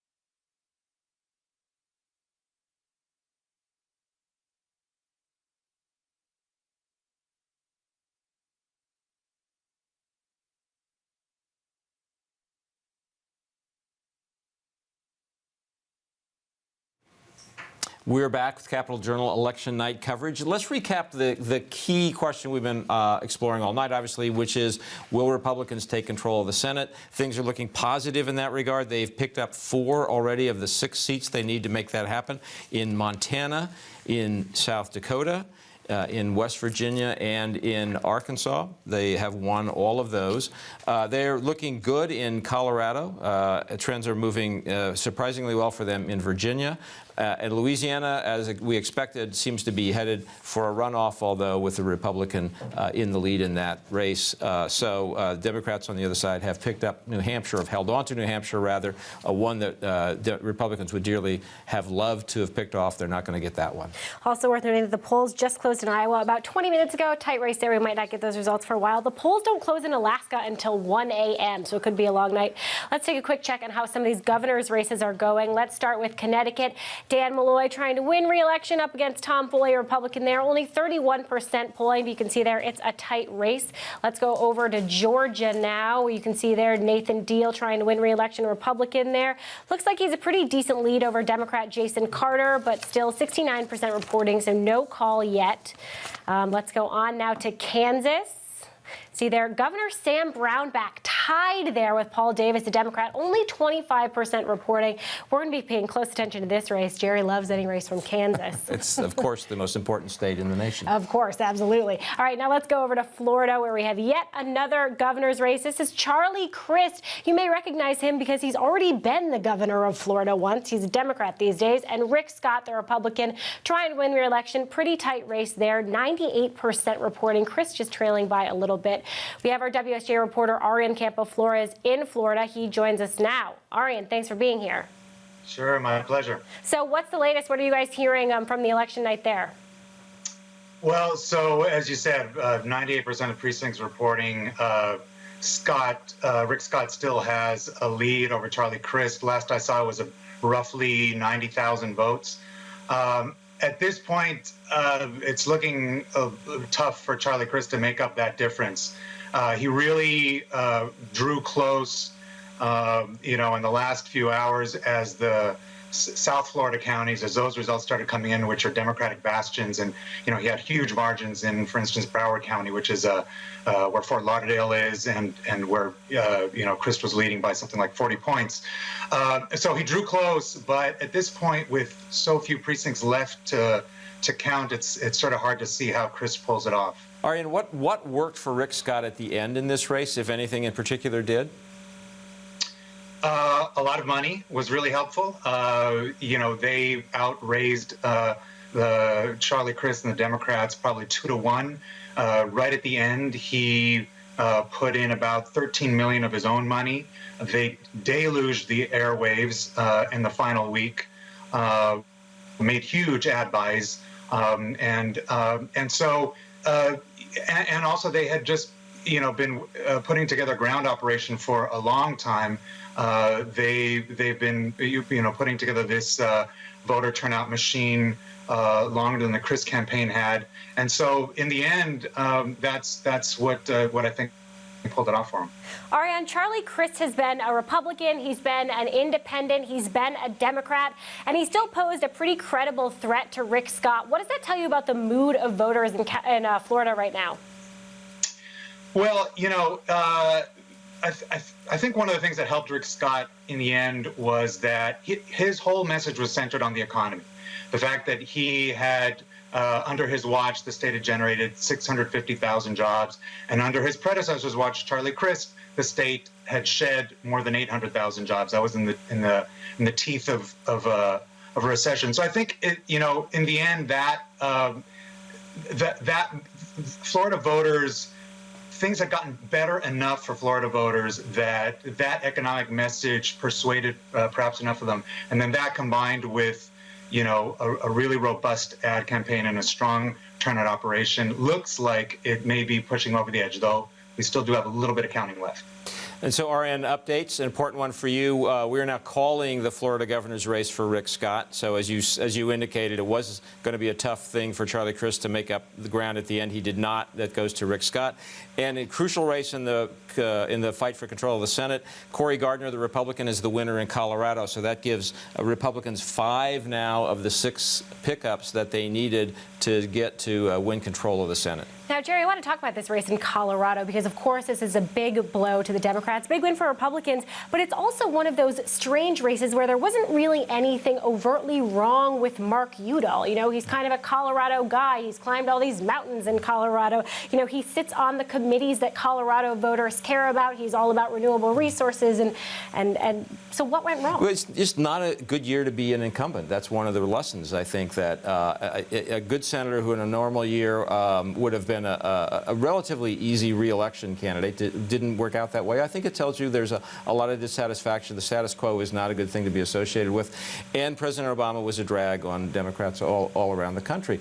I also think, though, that Cory Gardner turned out to be, as we talked about earlier, a better candidate than Democrats had probably bargained for at the beginning of this race. Colorado is a very interesting state. It's got a little bit of everything. It comes down to who shows up in a midterm election. All right, and the good news for you is it looks like your race is called, your night is over, but thanks very much for joining us. Thank you. My pleasure. All right, now we have Gail Lemon here from the Council for Foreign Relations. Tell us a little bit more about how foreign policy is playing into this year's elections. Gail, thanks very much for being here. Oh, I'm glad to be here. I mean, I think foreign policy is always a tough sell in a midterm election. I spent enough time working for Mark Halperin at the ABC News political unit many moons back to be able to say that. But I think it really does contribute to the overall sense of concern, a sense of uncertainty, a sense of what's ahead for America. That really is, I mean, if you look at where the economy placed in terms of exit polling tonight amongst people's concerns, I think that overall insecurity that's coming from America's role in a very unstable, uncertain world definitely factors into that. And that's one of the interesting things is when you ask people in our WSJ poll if America was on the right track or the wrong track, 63% said the wrong track. And it sort of made you feel like... astonishing. Yeah, like it's the worst that number's been since 1990, I think. But it sort of makes you feel like something more is wrong than just the economy for that number to be so high. Yes, and I mean, it's interesting because I had worked in finance after working in news, so you have a very strong sense of people being dissatisfied with both sides of what's happening in America. And I think there is a general concern about the direction of this country that is really feeding an unease that makes being an incumbent an incredibly unpopular thing to be. So the reality is that the Islamic State threat and the Ebola threat were less issues in and of themselves as additives to this feeling of insecurity and unease that you're describing as the kind of the meta mood of the country this year. Yeah, and I think that meta mood is actually coloring the way people see both their own personal futures and their concern about where America is heading. That wrong track number is off the charts. I mean, I've never, even in 2000, even in 2008, you look at these numbers, and it is shocking to see just how concerned America is, not only about our place in the world in terms of being an American, but what it means for their children and their children's children. And I think nobody has really wanted to have a long conversation about what that means for all of us going forward in terms of foreign policy. Well, there's a very specific question there, which is if the Islamic State threat fed into this mood that was beneficial to Republicans and they control the Senate, do they do something about it? Does policy change, say, for example, toward the Islamic State or the Syrian civil war as a result of this election, or is it just background noise? I really think it ends up being more background noise because, look, when President Obama wanted to go to Congress to get approval for this, if any of us can remember way back to 2013, right, that was a very hard sell. They could not pull those votes on the House side, right? I don't think that a Republican in charge of the Senate side, if that happens, is going to be any more excited about going to war. An American public is incredibly war-weary. It's tired. And the idea of going back for more authorization, I think is going to be really hard to do from the Hill. Now, 2016 is a different story, and I think Syria will be a lingering story, and whoever comes next is going to inherit this conflict. And the interesting thing looking ahead to 2016 is we probably have Hillary Clinton, former Secretary of State, running. We also potentially have Rand Paul running. They have very different ideas of foreign policy. Where do you see this sort of debate between isolationist, interventionist? Where's that going next? Well, I think, Hillary Clinton has always, at least, since we've been tracking her as Secretary of State, had a pretty muscular Democratic version of a pretty strong foreign foreign policy, and certainly was on record as wanting to arm Syrian rebels, 18 months back or, 20 months back, then the conversation actually happened. Look at what Rand Paul's trying to do, right? He's trying to carve out this third way between the isolationists, the hardcore neocons viewpoint, and this third way where America has a place in the world, but it's not everywhere. And it's going to be really interesting to see whether he is able to carve out that third piece of territory and really not scare Republicans who want to be part of this broader global. Well, the pushback has already begun, obviously, not just from John McCain and Lindsey Graham, the classic hawks in the Correct. Senate, but from Marco Rubio and Ted Cruz, are probably going to be running for the presidential nomination against Rand Paul. So that debate is just taking shape, and I think you're right. Rand Paul's tried to take some of the sharp edges off his positions, but there's still going to be a contrast. Yeah, you can certainly bet it's going to be a bigger discussion in 2016 than it was this time around. Yes. Gail, thanks very much for being here. Thank you. Thanks. Good to see you. All right, we'll be back with more election coverage in about 30 seconds. Stand by. Okay. Okay. Wait, how's my hair? Hair's solid. Okay. I think we're all right. We'll go in 5, 4. Here we go. 3, 2, 1. We are backstage at Rebecca Minkoff with the designer herself. Hi, Rebecca. Hi. How does a song come to you? It's like a painting. And as I finish it, I'm just adding in all of the colors.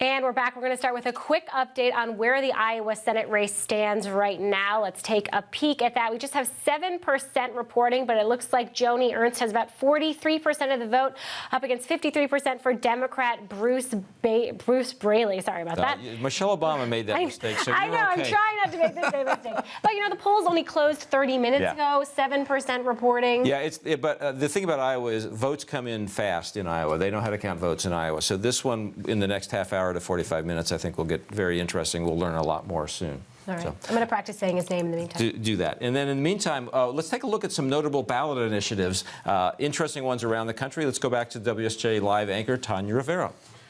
Drugs, guns, and money. These are some of the hot button issues on ballot initiatives. So if you're tired of hearing about the candidates, here's something else to focus on. Let's start with drugs. The legalization of marijuana is on the table in Oregon, Alaska, and D.C., where voters are considering joining Washington State and Colorado in permitting recreational use of pot. Florida and Guam are deciding whether to allow medical marijuana, a high-profile issue also working its way into the Florida governor's race. No on 2. As for guns, voters in the state of Washington have every reason to be confused over two completely opposing measures on background checks, especially since both actually have a chance of passing. Huh? Apparently, even legal experts in the state don't know what will happen if both measures pass. Next up, money. Statewide minimum wage increases are proposed in Alaska, Arkansas, Nebraska, and South Dakota. And since 2002, all 10 ballot measures to pass the minimum wage have passed, so chances are these will too. To give you an idea of the range, Arkansas would increase to $7.50 an hour to start, Alaska $8.75, and Nebraska $9. And on some local ballots in California, there are proposals to adopt a higher higher minimum wage of $15 an hour in San Francisco and $12.25 in Oakland. And then there's food. Should food makers be required to label their products as containing genetically modified ingredients? That's a big question facing voters in Oregon and Colorado. The measures have drawn millions of dollars from food industry groups who worry such labeling could dissuade consumers from buying products and set a precedent for other types of labels. Some of the more unusual ballot measures this year: banning bear baiting in Maine and another in Alaska to prohibit mining projects harmful to wild salmon. And just FYI, a highly publicized measure to divide California into 6 states never did make it to the ballot. Across the country, some 147 ballot propositions are up for consideration, and with evidence, these initiatives help draw voters to the polls, especially during the less popular midterms. They can help influence the outcomes of close races. But there's been a downward trend in ballot initiatives over the past 30 years, largely because of tougher requirements, and this year we have the lowest number in a fall election since 1988. Ballot initiatives do give frustrated citizens fed up with the glacial pace of government a chance to have a say, and special interest groups a chance to spend money, lots of it. According to the Center for Public Integrity, nationwide, $119 million has already been spent on TV ads by groups trying to get certain initiatives on the ballots or make sure they stay off. And this just in, Arkansas voters have approved that ballot measure hiking the minimum wage. Sarah and Jerry, back to you. It's worth noting that Tanya does have a pretty good crystal ball. In addition to Arkansas, Nebraska also passed that minimum wage proposal. The minimum wage will raise to $9 an hour there by 2016. We're going to take a quick break and we'll be back with more.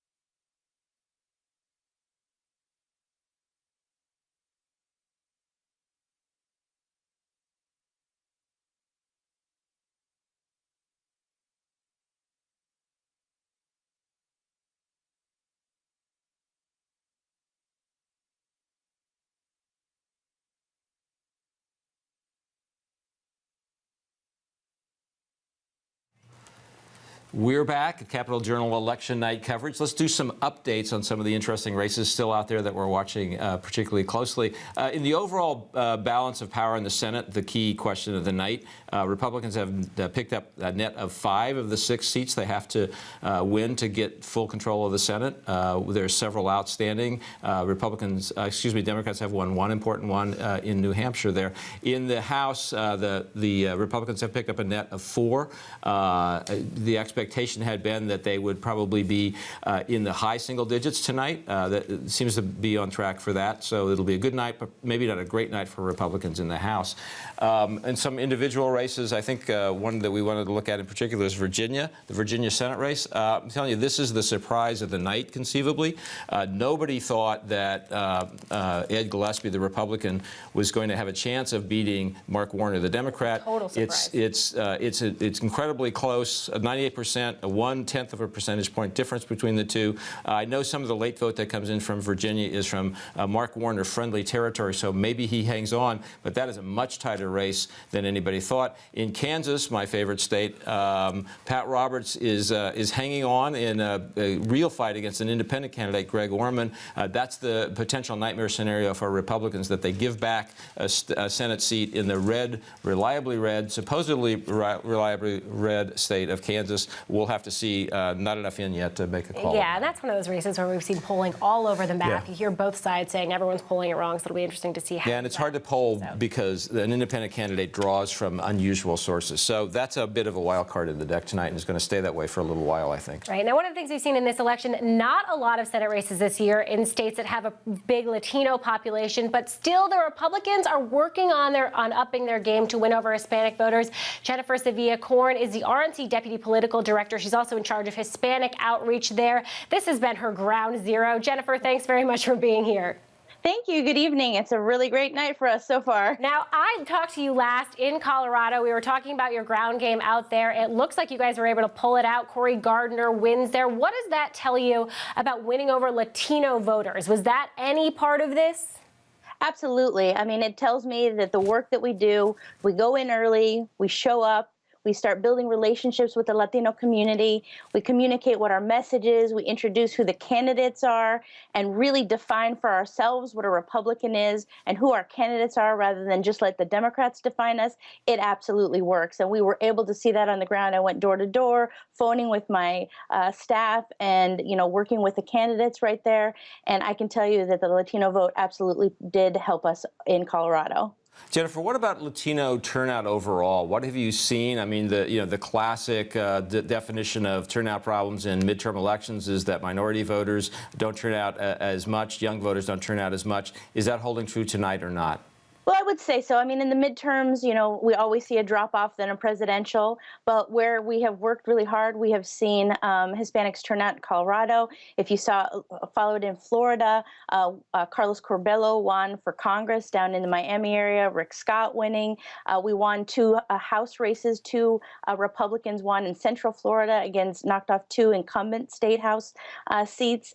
And then so you see that across the country where you see Hispanics are turning out. Again, along the lines for midterms, we see a drop-off in voters who come out. But we really worked hard in making sure that the Hispanic voters knew who we were and that they came out to vote for us. Jennifer, one of the things we were talking about earlier is President Obama does have more executive actions in mind when it comes to immigration. Is that going to put Republicans at a deficit going into 2016 to have the Republicans potentially rally the Hispanic community?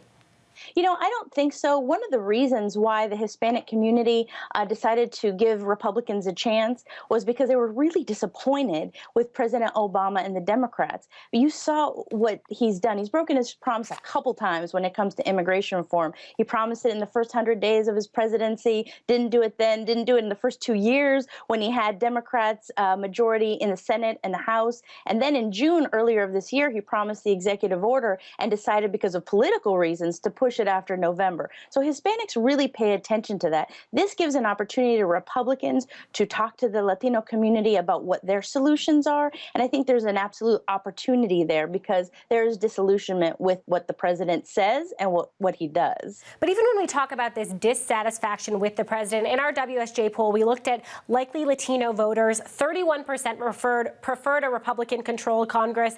51% preferred a Democratic-controlled Congress. So it still seems like the GOP has some work to do with these voters. What are your action items going to be tomorrow morning, 1 and 2, to start shoring up this constituency going into 2016? Well, one of the great things about what the RNC is doing is different than in previous elections where, you'd come in 5 months before an election and then leave after Election Day. Starting tomorrow, we keep our staff and we continue to do those, the plan that we put into place, and we're going to start expanding that plan into other states and to grow in each of the states we're already in. And so we're only going to continue that effort and to make it even larger than what you've seen on the ground so far in this last year. Now, you were ahead of Viva Bush. That was the last time we saw a Republican really win a large share of Hispanic voters. And I know you had a little trepidation going into this cycle. You weren't really sure that Republicans meant it when they said they wanted to win over Latino voters. What do you think they did differently? What do you think worked if we do end up seeing Republicans kind of one share of these Latino voters, particularly in a place like Colorado?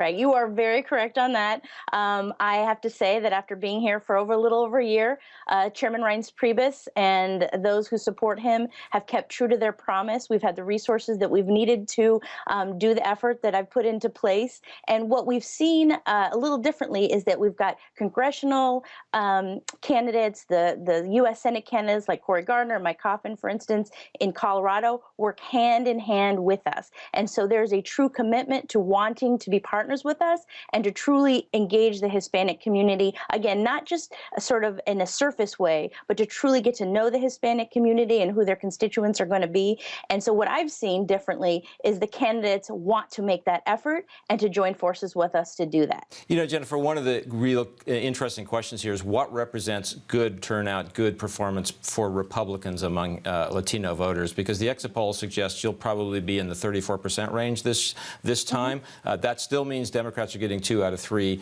Latino votes. What would you like that number to be? Yes, that's correct. I mean, when in 2004 we were able to get 44% of the vote, McCain got 31% in 2008, and then Romney got 27% in 2012, which to me is just unacceptable. We have a base, even if you don't even campaign, of at least 30% of Hispanics who are Republicans or lean Republican. And so making those gains above 27%, like you said, get into the mid-30s is very good gains for us, but we're not going to be satisfied with that. We want to continue to see that grow and make it back up to where we had it in the past. Jennifer, you've told us a lot about things that did work for you guys this year. What did you try that just didn't work?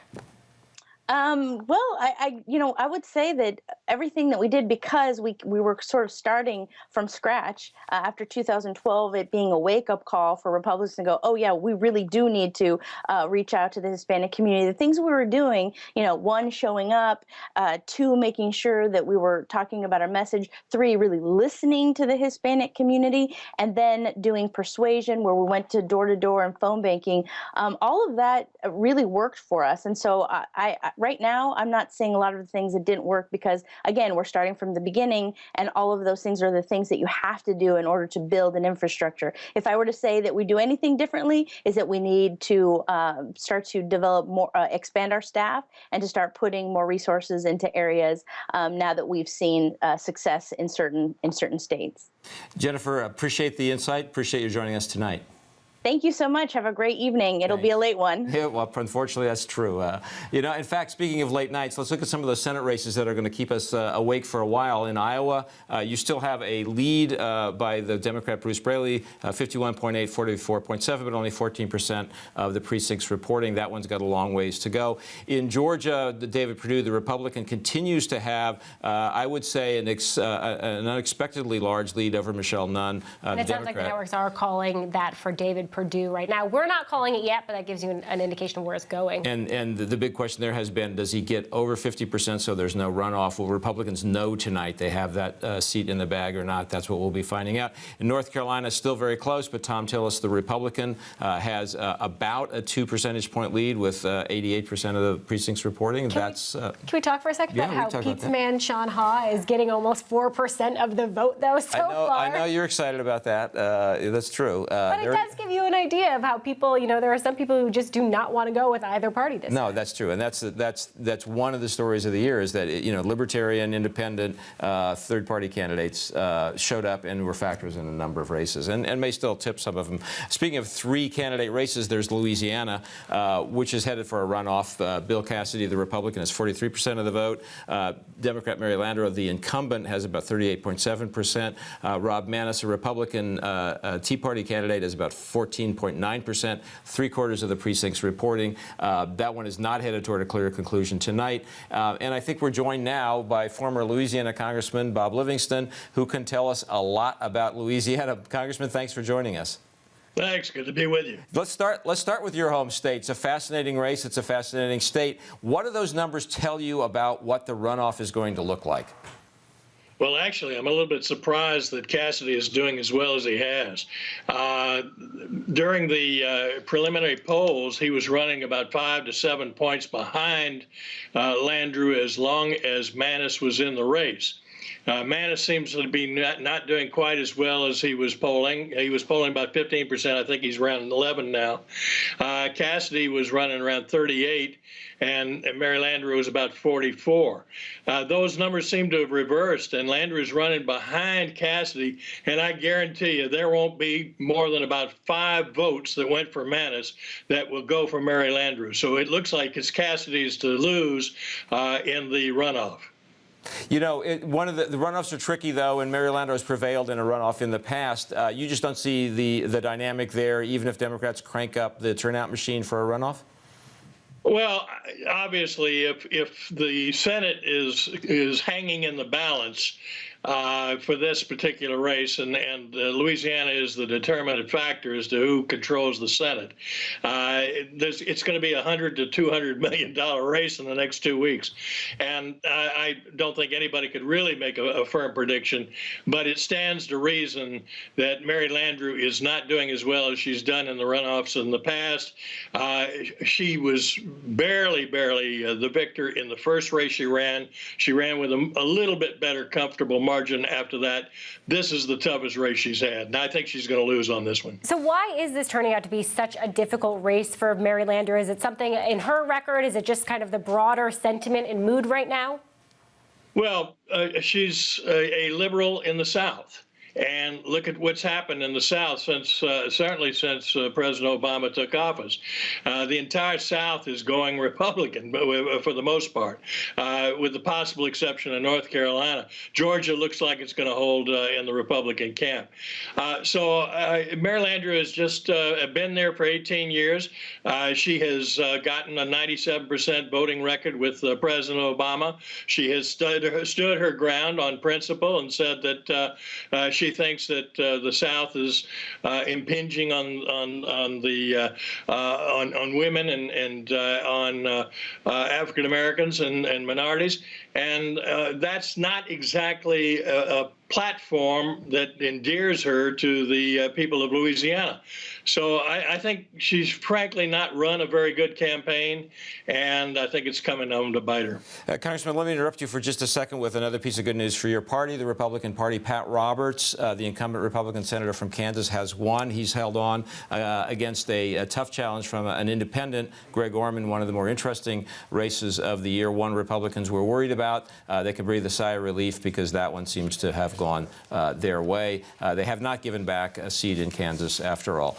Let me turn, if I could, Congressman, to your former haunt, the House of Representatives. Not an easy place to run. You know that from your own experience there. Not been an easy place for John Boehner to run. He'll probably have a slightly larger majority. If there is, in fact, a Republican Senate on the other side of the Capitol, how does the dynamic change for John Boehner after tonight? Well, he's got a totally different dynamic. Not only does he have 10 more seats, but he's now got a Senate that he can deal with. And frankly, he was caught in the middle. He couldn't deal with Harry Reid. Harry Reid didn't do anything. The whole Senate didn't do anything. In fact, I want to say that I think it's because of the way Harry Reid ran the Senate over the last few years that so many Democrats are going down in smoke tonight. Clearly, they didn't have any votes to cast. So absolutely, they were casting most of their votes for the Obama administration, the Obama policies, and it just didn't go over well. So Harry Reid enjoys or deserves a lot of the blame of what's happening tonight. John Boehner will be working with Mitch McConnell, and I guarantee you they'll work hand in glove. In the last 2 years, the Republican majority in the House of Representatives passed something like 350 bills that they sent over to the Senate and died. Now, Mitch McConnell will pick up those bills. They'll work out the differences. They'll return to regular order. They'll do conference committees, and they'll end up with legislation that they will put on the president's desk, and it'll be up to him to sign them or veto them. I think this poses a significant problem for the president, but it enhances the power of John Boehner. All right, great. Thanks very much for joining us, Bob. Thank you. All right, another update. Good news for the Republicans. The AP is calling the Wisconsin governor's race for Scott Walker. WSJ reporter Ben Kessling joins us from Milwaukee with the latest on this race. Ben, thanks very much for being here. Thank you. So how did Scott Walker pull it out tonight? Well, Scott Walker really mobilized the base, got a lot of turnout, got a lot of infusion of funding from the Republican Governors Association, as well as the RNC. Had Chris Christie here over the weekend, had Reince Priebus here over the weekend, and really pushed to get out the vote message in the final days of the campaign. And he already had this apparatus built from his recall election that, obviously he was successful in not being recalled. How much did he rely on that to be able to cruise to victory this time? Well, he and the Republican Party said that they expected a lower turnout than they had for the recall election. Had a great turnout for the recall election. Really did a good job of getting people to vote. They always knew that it would be a lower turnout, but they had said, hey, he had succeeded in his first election, succeeded in the recall, and they fully expected to see him succeed again this year. Ben, this race is important for national Republicans for two reasons. One was Scott Walker took on public employee unions. The question was, could you do that and survive? The answer to that seems to be yes. But the second reason was Scott Walker survives. He's instantly in the conversation about the 2016 presidential race. Do Scott Walker's people see it that way? Does this open the door for him to become a presidential candidate? Well, during the race, at least, his people would not comment on that. They were focusing on getting him elected, getting him reelected as governor.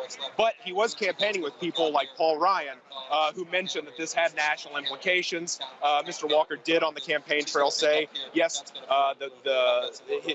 his programs had national implications to hope to, as Mr. Walker said, help reformers like Paul Ryan in the House. So there was that national undertone during the campaign, but he shied away from it. I think because he didn't want to turn voters off, thinking that he would just leave as soon as he got elected as governor, ditch his position, and go on to the next thing.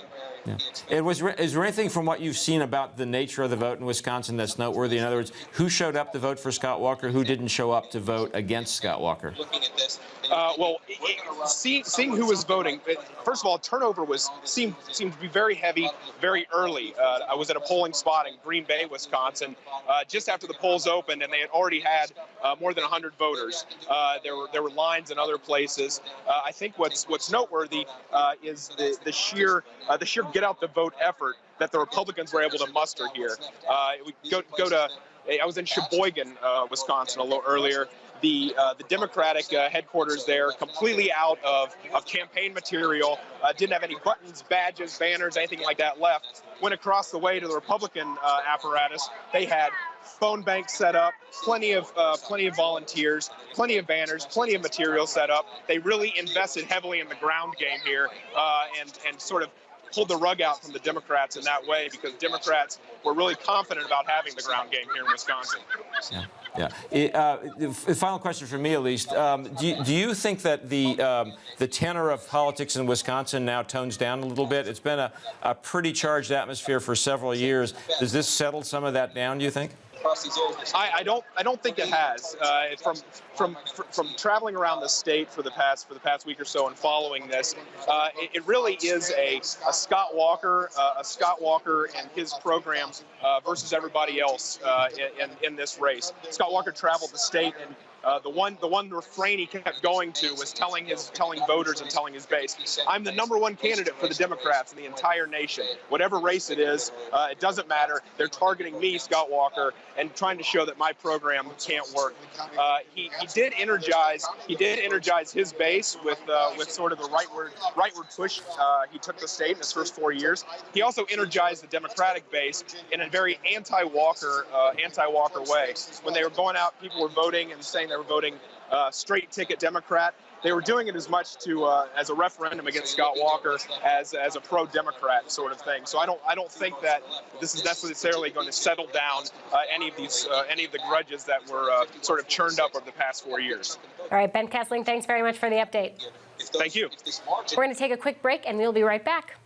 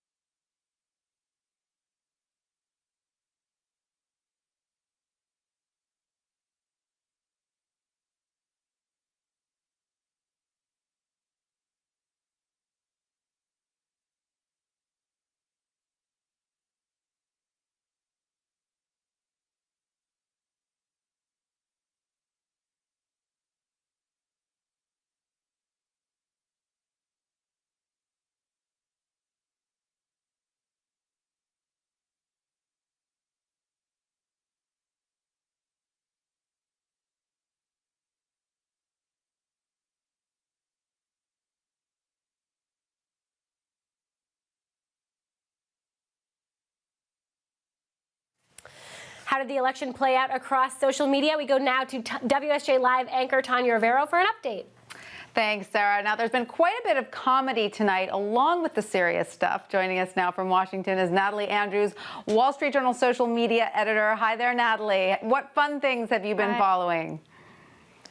Well, one of the things that people have been talking about the most is Tom Brokaw taking a call live on air while he was reporting election results. His phone started there. As you were watching the coverage on NBC, there was a sound of like a fire alarm or something, and Brokaw reaches into his pocket, says, "Oh, that's me," and answers his phone, or pretended to answer his phone and tell his wife that he would make sure he picked up the milk on his way home. It was funny, lighthearted moment. And on Twitter, we took any phone calls on the site. Yeah. Responds to this by saying what Tom Brokaw just did should be taught in journalism schools and improv classes. #genius, #Brokaw. Very smooth. And Natalie, what's been going on with Mitch McConnell? Well, so Mitch McConnell went to the polls today, voted, likely for himself, right? And Getty is there taking a photo of him, and in the back of their photo, a voter at a different ballot box gives him the thumbs down sign. He obviously knew what was going on. And that went crazy, right? And then the Grimes campaign jumped onto that and turned it into a meme and said, hey, stand with this guy in the back with a big arrow. They actually deleted that tweet after they sent it, so maybe they decided it was a bad call, but didn't make much difference in the end there. All right, now what was sent online had already happened. What are some of the more interesting stats you've been following on social media? Yeah, so Facebook released data about an hour ago telling us that 16 million people have posted about the elections at some point today. So it's really been a talker as we've looked at it. The the two biggest posts of the day come from Elizabeth Warren and Paul Ryan, which is interesting. They're not running for office, but they are possible 2016 candidate or contenders, especially a lot of people want Elizabeth Warren to run. So, and both of them posted very nonpartisan Facebook updates, said, hey, we want everybody to go to the polls today. It was very nonpartisan. Well, there you go. And where are most tweets coming from nationwide? Yeah, Twitter posted an interesting map. They sent it to us right as the polls closed on the East Coast. So if you look at that map, you want to take that into consideration because the polls are still open on the West and it's just blowing up on the East side of things. So you can definitely see as time moved on, people are talking about the election today. Lots of fun little explosions there. All right, thank you so much for that. Natalie Andrews in Washington. Sarah and Jerry, back to you. Thanks. You know, there have been, as we've been discussing all night, two fascinating races in my home state of Kansas tonight, a governor's race and a Senate race. The Senate race seems to have been decided in favor of the incumbent, Pat Roberts, the incumbent Republican. The governor's race, on the other hand, seems to still be up for grabs. Sam Brownback, the incumbent Republican governor, is ahead, but not by much, with 51% of the precincts reported over Paul Davis. The Democrat, that seems to be up in the air and looks as if it will be for a while. We're going to talk about all of that with a friend of mine, Bill Lacey, director of the Dole Institute of Politics in Lawrence, Kansas, at the University of Kansas. Bill is a veteran Republican political operative himself, and you've got to be fascinated by this, Bill. Who would have thought you were going to have the most interesting state in the country tonight, but here we are. That's exactly right, Jerry. It's good to talk to you. It is amazing to me. If you had asked me, say, 8 months or 10 months ago, if there was going to be much of a contested race for governor, I would have said, I'm not really sure. But a lot of my Democratic friends started to tell me a few months ago that this is going to be a very serious race. And then some of my friends in the Brownback campaign said, yes, there's going to be a real campaign this fall. And that's exactly what we have going tonight. So what happened? What happened in Kansas this year to produce this odd outcome? What mixture of moods and issues produced the interesting races we're talking about? I think you've got two very different cases with the Roberts and the Brownback campaign. I think with the Roberts campaign, you really had kind of the classic Tea Party establishment battle where perhaps Senator Roberts and his campaign weren't well enough prepared for that primary election. They got through that primary election. There were some very bad polls. Senator Jerry Moran, who's the junior senator from Kansas, is the chairman of the Senate Campaign Committee. He sent in a team. They took over the campaign. They rejuvenated. They gave it energy. Bob Dole has been down here campaigning with Senator Roberts, has done a great job at age 91, which is just amazing. And I think what they've done in that race is nationalize the election. I think in the governor's election, it's a very different race. The governor came in, wanted to establish some very conservative pro-growth policies. There's questions among some voters as to whether or not that's been effective. But the other thing that happened perceptually, and again in politics, as you know, Jerry, as well as I do, perception is more important than reality. The perception was that the governor and his folks basically created a war inside the Republican Party against some of the moderate elements. And that's caused a split inside the party. And right now, I just looked before I came on, the governor's running right about 20,000 votes behind Senator Roberts. And he's in a dead heat. And as you said, Roberts has already been declared the winner. Yeah, you know, my theory on that, Bill, based on absolutely nothing except gut instinct, was that the combination of these two races gave Republicans in Kansas the opportunity, if they chose to do so, to walk in and vote against one Republican, Sam Brownback, a national figure, and vote for another Republican, Pat Roberts, a national figure, and soothe their conscience by doing that. Yeah, especially for the moderate Republicans who maybe were a little bit concerned that Roberts went too far to the right in his primary. They still want Republicans to control the Senate tonight, I think. They may not want Republicans to control the State House in Topeka. That remains to be seen. Hopefully that'll turn out well for the governor. Now, Bill, if we do see Governor Sam Brownback lose tonight, do you think that's a warning shot for other Republicans not to try to push the agenda too far, not to try to read too heavily into what they would perceive as a mandate? No, I don't think so, Sarah. I think that if you look at Governor Walker in Wisconsin, someone who picked some pretty substantial battles with Democratic constituencies, but not inside his own party. But I still think, Governor Brownback could pull this one out. We'll just have to wait and see. It's awfully close. Yeah, it sounds like we'll be at it for a while. I guess when the dust settles in Kansas, it's still going to be seen as reliably Republican? I think it's going to be in a big picture way, but I think once again, as we've seen in the past historically, Democrats select a strong centrist kind of candidate, centrist appearing candidate, and run him against a vulnerable Republican, and they win. And that's happened fairly often in Kansas.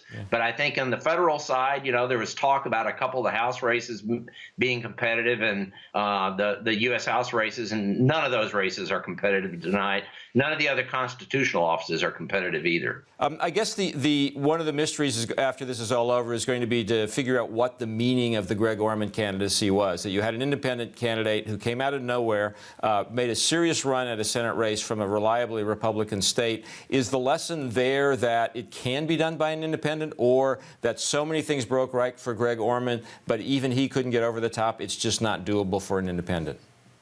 Yeah, I think the message is that he wasn't perhaps the best candidate they could have run. He had a good message, but he had some weaknesses. He was a rookie, Jerry. I mean, it's very, very hard to get into a race when you've never run before and run a really effective campaign. And I think that was part of the problem. But I'm in a distinct minority on this, but I really think when the Democrat got out of the race and it became a two-way race, it allowed the Roberts campaign to nationalize this campaign and to make Orman the de facto Democratic candidate. And I think in the end, that may be what pushed Senator Roberts over the top. Well, Bill Lacey, it's fascinating. I appreciate your coming on late tonight to talk about it. I think you'll be up for a while watching the governor's race, as we will be. Thanks for sharing your thoughts with us. You bet, Jerry. Go Jayhawks. Thank you. Thank you. A little bit of news. The Georgia Senate race has been called by the Associated Press for David Perdue, the Republican candidate, defeating Michelle Nunn, daughter of the former Georgia senator, Democrat, and somebody who hoped she might break the Republican Party's hold on the Deep South in statewide races. That didn't happen. David Perdue has won. It appears he's going to win by a large enough margin not to have a runoff in January. That would have been sort of a scrambler for everybody, Sarah. I think it's probably a huge relief to Republicans to know they haven't given one back in the South. I think it's a huge relief to journalists to know that we don't have to go through January on this one. Yeah, but not so much for people who run television stations in Georgia who won't be the beneficiaries of hundreds of thousands of dollars of more political advertising this That year. is true. They definitely have been rolling in the dough on that one. So unfortunately, are there any other races we want to check in on right now? I think maybe Iowa Senate we still have out I there. think Iowa's the one that we don't know much about yet. That's going to be an important one as we get to the end, when Republicans are still searching for that elusive sixth race. All right, let's do a quick check on that. Iowa, can we take a look at that? All right, you see there it's tightened up. Still tightened up, although Iowa fast counting votes, you see there 29%. All right, it's clearly been a rough night so far for the Democrats. Let's check in with Jim Kessler. He's the third-way senior vice president for policy. He's joining us now from Washington, D.C. Jim, thanks very much for being here. Thank you. All right, what is your read on the night so far? Democrats do appear to be struggling. Well, for certain. I mean, this is the wave election that we knew there was an anti-incumbent wave that was coming, and the question was, is it going to be coupled with an anti-democratic wave? It looks like an anti-democratic wave. I mean, you're seeing a lot of Democrats struggle in gubernatorial races. Some of the races that earlier projections, a day or two that said, Democrats have a really good chance of taking these states, they're too close to call, some of them. And then, you look at Colorado, this was a state where, Mark Udall loses to Cory Gardner. That's a place where I would say Republicans broke serve there. That was one of those that, if they could win that state, it's hard to see how Democrats could keep the Senate. So this is a tough night for Democrats. Jim, the question obviously is why, and I guess the follow-up question to that one is, what does it mean going forward? Is it all just anti-Obama sentiment that goes away 2 years from now, or is there something else at work here? Well, I think the question of why is going to be something that Democrats are going to be debating and arguing about. I think, one is bad map for Democrats. I think that's true, but it's an excuse. Obama's unpopular. Well, look, he might be unpopular in 2 years from now also. So, I'm not sure what gets solved on that. To me, I mean, what I feel was happening out there, if you look at kind of the economic landscape, Democrats ran really on a fairness agenda, and I think voters are looking for a growth and prosperity agenda. And if the economy hasn't been really good for the middle class for about 14 years. And voters have been oscillating between the two parties. If you look at the last 5 election cycles, 4 of them have been change cycles. Only 2012 was really stasis, and 2016 could be a change cycle as well. And what you're seeing is voters are saying, I'm dissatisfied, I don't like the way government is working, I don't like the way the economy is going, let's try something else. And they're trying something else every 2 years, and this year they're trying Republicans. Yeah. Jim, does this, when we look at the candidates who are out there tonight, I mean, we saw that ultimately Greg Orman, the independent, was not successful in Kansas, but he did put up a good fight. You know, we're seeing a pizza guy in North Carolina getting 4% of the vote. Does this tell you anything about the possibility for a third-party candidate? I mean, are these just one-offs, or could there be room for that going into 2016? Well, I mean, the Republican Party is extremely unpopular, and maybe the Democratic Party now is even more unpopular. So I do think that there is a hunger for something that's new and different. The difficulty is, for an independent candidate, there isn't that much infrastructure to support you. It's very easy to kind of get drawn into, are you really a wolf in sheep's clothing? Are you really a Democrat in disguise or a Republican in disguise? And one of the things that you see with independent candidacies, they tend to do better in gubernatorial races than they do in Senate races. But if there was ever a time where an independent is going to do well, this looks like one of those times. And, look, Greg Orman, he may not win, but kind of a real phenomenon here, getting, 45 to 50% of the vote in Kansas, that it should not be overlooked. All right, Jim, thanks very much for joining us. Thank you. All right, we're going to do a quick check of the Senate races where the GOP has picked up 5 seats. We are going to start now with Arkansas. You can see the GOP picked up their seat there with Tom Cotton. Moving on to Colorado, as we were just talking about, Representative Cory Gardner now becoming the senator from Colorado. On to Montana. That's another win for the GOP tonight. Steve Daines becoming the senator from there.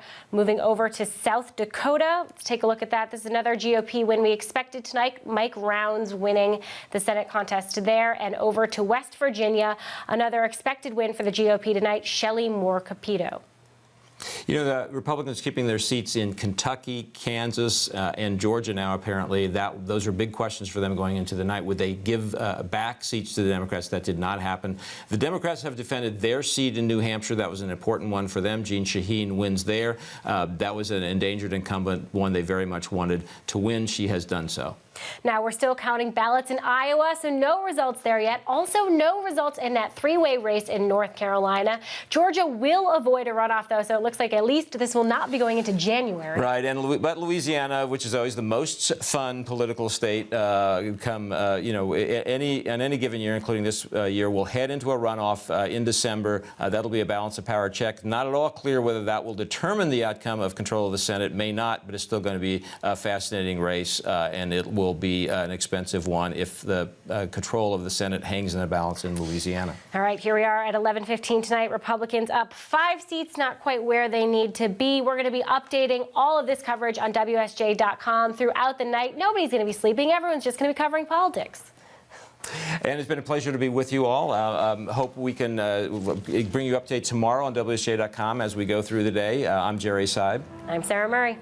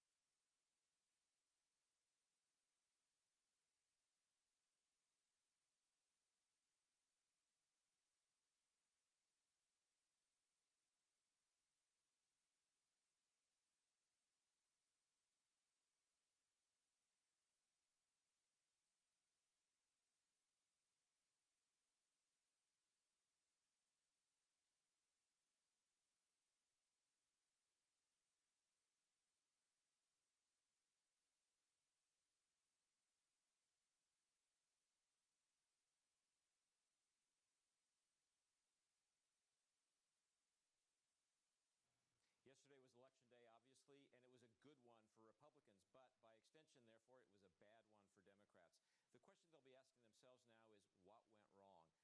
We asked that late last night with, sorry, you want me to, am I look up there? Okay, sorry, I was looking that way. So, all right, let's do it again. Here we go. Yesterday was a big election day, obviously. It was a good one for Republicans. By extension, of course, that means it was a bad day for Democrats. The question they're going to be asking themselves now is, what went wrong? What do we do not? All right, one more time. Here we go.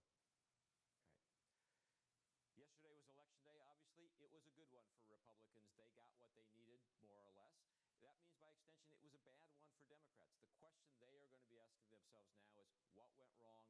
What do we need to do differently? We asked that question late last night of Jim Kessler, Vice President at the Third Way, a group of moderate Democrats. Here was his answer. All right. Okay? Yeah, great. Yeah, that's good. Cool. So I'll give this to you.